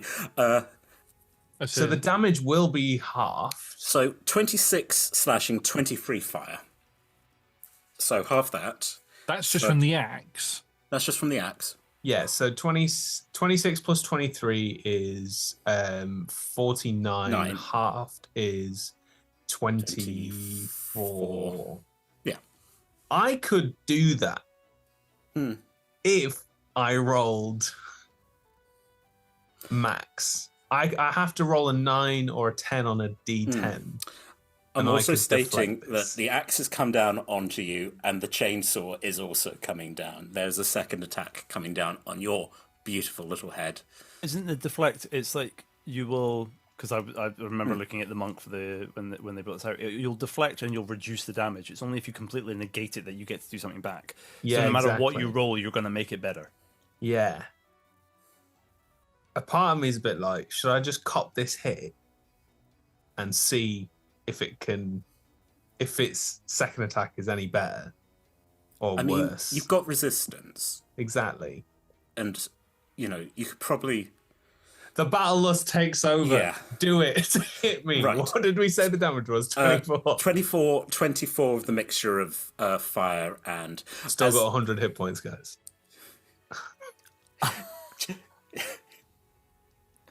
Chainsaw, Eee! As it comes spiraling down on your head, does a 21 hit. Yes. please take. We start with slashing. That is 33 slashing. Holy then- shit. And then we follow it with 15 fire. So add that together. 30, so what was that? 33? 33 add 15. And plus 15 is 20. Is 48, which is 48. exactly the same. Yeah. Which is almost Okay. like, again, the full attack, which I like to think like the two combined when they're like, in its little robot mind is like, that's one attack. That's like, I did my damage. So yeah, 24. 24. I'm gonna use my reaction to Please do. reduce the damage. Yeah. Nice. And see. Come on. While Niall's rolling this dice, means this is inspired by Helldivers. Is there a big weakness on the back of it? Yeah. Big red bits. Yeah. What did you get now? 21. Oh, nearly though. Off by 4. Yeah. So I take 3 points of damage. Now I'm on 100 hit points. That's that. Hey, Oh my god. That's better than sort of like as the chainsaw. I think he arm- sees the first Yeah. one, gets hit by it, and he's like, "Ooh, interesting." And he turns and looks at the second one like quite excitedly. And as it comes, he like literally palms it off with his hand, and it gets cut up, but it all like just moves slightly out of the way. You palm, you move, and you just hear the of like a chainsaw just driving itself into the. Because I've sort of said this is like it's like an arena that you're in. This is where Magoo would Back to his childhood, man. Yeah, you're back in the fighting pits. Of Sigil or Sigil, who can pronounce it. Depending if you know how to say the name. That is Steam Golem. Speaking of, you just the concern that this is none of the Gatecrashers have been worried about Gatecrasher, as you just hear him going, don't worry, I brought something a little bit fun, as just out of like comes crawling basically a giant mechanical octopus, and then as you look up in the dome is Magoo, just who very politely wears he's wearing like a little like pork pie hat, which is the rainbow thing he has, and he's like, don't worry, look, Gatecrashers, another invention of my own creation. This thing is going, I will come up with a better name, but I call it the Kraken. And sort of like puts his thumbs up, like, and then he's like, we will talk about it later if you survive, as the mechanical Kraken comes into the battlefield. It's looking around, and it's like, it has a movement. Funny, it has a movement of 30 feet. So it's just this thing is large, but also moving around. It's like, let's have a look. Looks at his flesh golem. It's like, yes, the cries of hell. Something I know all too well. I don't know which one of you did that, but very good, very good. The reach on the tentacle, as it moves 30, you've moved. I'm trying to work out where people are. 10 feet. I think it can get both Lefandrel and Car. You were within 40 feet, right? We're within 40 feet, yeah. I'm 40 feet away from Car. Let's have a look. This thing, as I said, it's a Kraken. It has 8 tentacles moving around. 2 of the tentacles come. I'm gonna roll a one. Sorry, let's decide this. So we've got 3 Gatecrashers. Let's say 1, 2 is Car, 3, 4 is Lefandrel, 5, 6 is Dottie. That is a 6. Sorry, I am beating up my own characters here. Does a 19 hit her? A 19 does hit her. Wait, this is the Kraken guy. Yes. He's attacking us. Yeah. Because I want to definitely have to kill him. experiment. Yes, no, He has set these mechanical things on you, and now he's attacking you because there's no bad blood here. He just wants to see what this can do, and you guys are like new experiments. You could be part of his flesh golem if you ask him nicely. Don't look so disappointed. So, yeah, he's doing this to us. He's choosing this. He's got control over this thing. This Kraken, is it? Yeah. Is To it the know. mech Good to suit he know. was on about? Yes. So it's like the Kraken legs and he sat in it, or is it like Doc Ock? It's like he's in like in the center is like a dome, and he's in it as this thing is like waving its tentacles around. So we need to get inside the dome. Ideally. Like, actually, having mentioned the Ock, not a bad thing, because this thing is obviously it's not on water; it's moving on its tentacles. Listen to me now. Yeah. Just sort of like, I'll give you that for free. You're like, if I can take these tentacles out, that might hinder this. Oh my gosh! One of you needs to get into that thing and control it, and like Pacific Rim this fucking thing. It's not going to be me. I could probably teleport into it, to be fair. The second attack was aimed at Dottie, doesn't hit. The third attack is aimed at Lathandrel. Does Disadvantage. does a 17 hit? With disadvantage, It got a 17 and a 21. yeah, that'll hit. Two of these tentacles come whipping round. You take 15 points of bludgeoning as it just crunk. I no longer have disadvantage on my attacks until the start of my next turn. On your attacks against you or on your attack? Attacks against me no okay. longer have disadvantage until the start of my next turn. Because is it it's your coat of evasion, is it? Or- Yeah, cloak Yeah. of displacement. Sorry. The last attack tries to hit Car. Does a 14 hit you? Oh, beats it. Oh, bud. As two of these tentacles Wait. whip round. Waiting. Lucky. Disadvantage. I mean, sure. Does a 21 hit you? Yeah, all right. Fine. Two of these I'll tentacles. take the 14. That said, it's 8 points of bludgeoning as it just Yeah, all right, fine. clunks in. I mean, I have very few hit points, so. You say, ouchies, ooh, ah, as it just Beating around in the air. again. I think it's sort of like it hasn't grappled you, but you sort of like you do get like because you're in the air, you're like just sort of cartwheel around. You're like whoa, come on now. Very politely, less of that. Thank you very much. Yeah.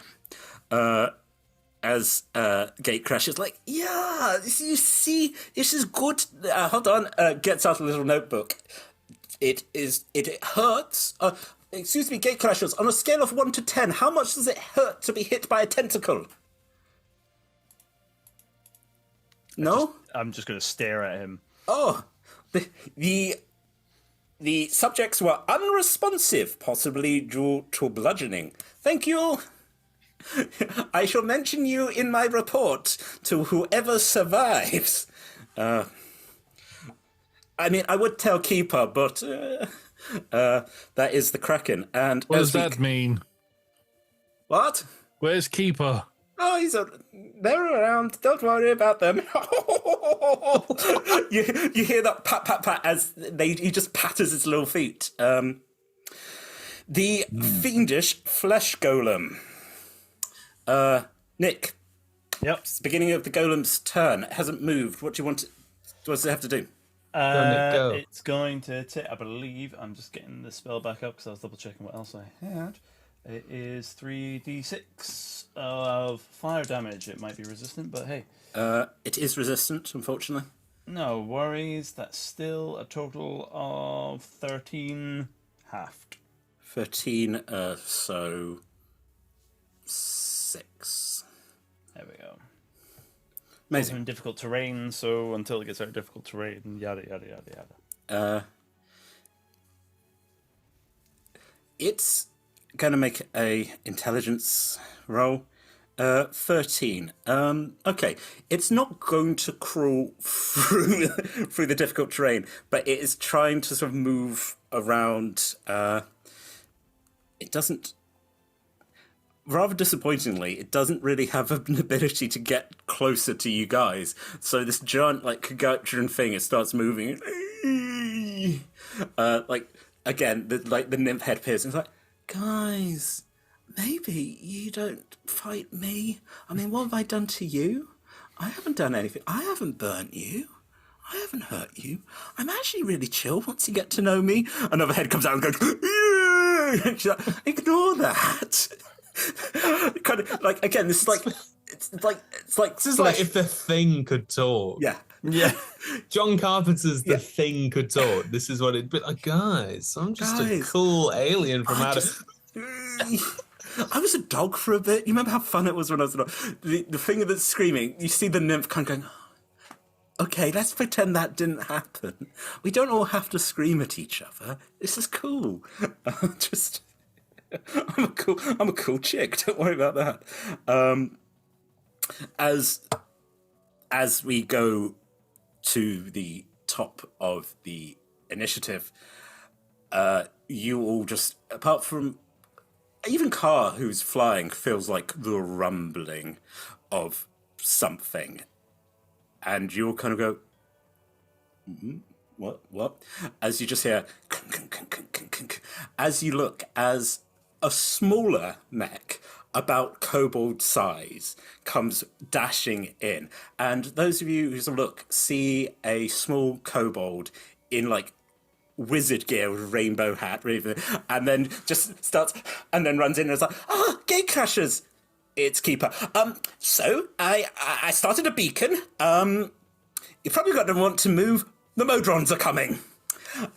And that, folks, is the end of part 1 of this adventure, because we thought, what's more fun than having a part 2? So, part 3. Guys, we can make this a 12-parter. And I was like, what other horrible mechanical... Josh has just gone into... Josh went into the mouth of hell. So... Josh, my brother, stay out of the mouth of hell. Nothing good comes from the hell moat. Thank you, everyone, for joining us. I will just, above the table, tell you the Steam Golem currently has 18 hit points. Out of 171, you've done a lot of damage. You destroyed my beautiful golem! I made it out of fire and metal!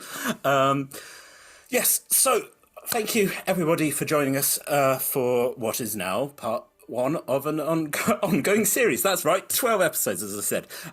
If you have enjoyed... 12, 24! You know what? Let's just do an episode every week. Just every day of the week. Sunday. Stop putting things into the ether. I won't. And that's why I get... Rest too. Hello, welcome to episode 47. I don't know. Shard von Zarovich has a gun now. I'm making choices. Anyway, folks, Vampire with a Glock. thank you, everyone, for joining us. One bullet. Focus. If you have enjoyed what we're doing, we play Dungeons and Dragons on twitch.tv/rolltogetherrpg at 6 p.m. UK time. If you haven't been able to watch us live, well, you're missing out on the lovely chat. But you can find us at youtube.com/rolltogetherrpg. Big shout out to our Patreon, especially to our dice heads. Sometimes they give us a goat, and sometimes the goat does fire damage to my hand. If you are watching on our Patreon, you'll see other amazing games. Sometimes I'm in them. Sometimes I play a puppet. It's a good vibe. Sometimes I'm playing a really serious, important character who never witters and is very focused. Anyway, big thank you to our sponsors and our supporters. If you want to follow us on social media, we're at Roll Together RPG on most social media. Once again, I'd like to take an opportunity to thank my players for having a good challenge here. You know, sort of like look around. They're all gentlemen and scholars, and I look forward to possibly hitting them with a flesh golem next time I see them. And also, if we ever play D&D again, we might. Anyway, it's late, folks. It's time all of us go and put on our pajamas and go to bed. Take care, and as we say at the end of every episode, sometimes you just need to trade with an otter to get a glass of milk. Take care, folks. We'll see you next time. Especially you. And you.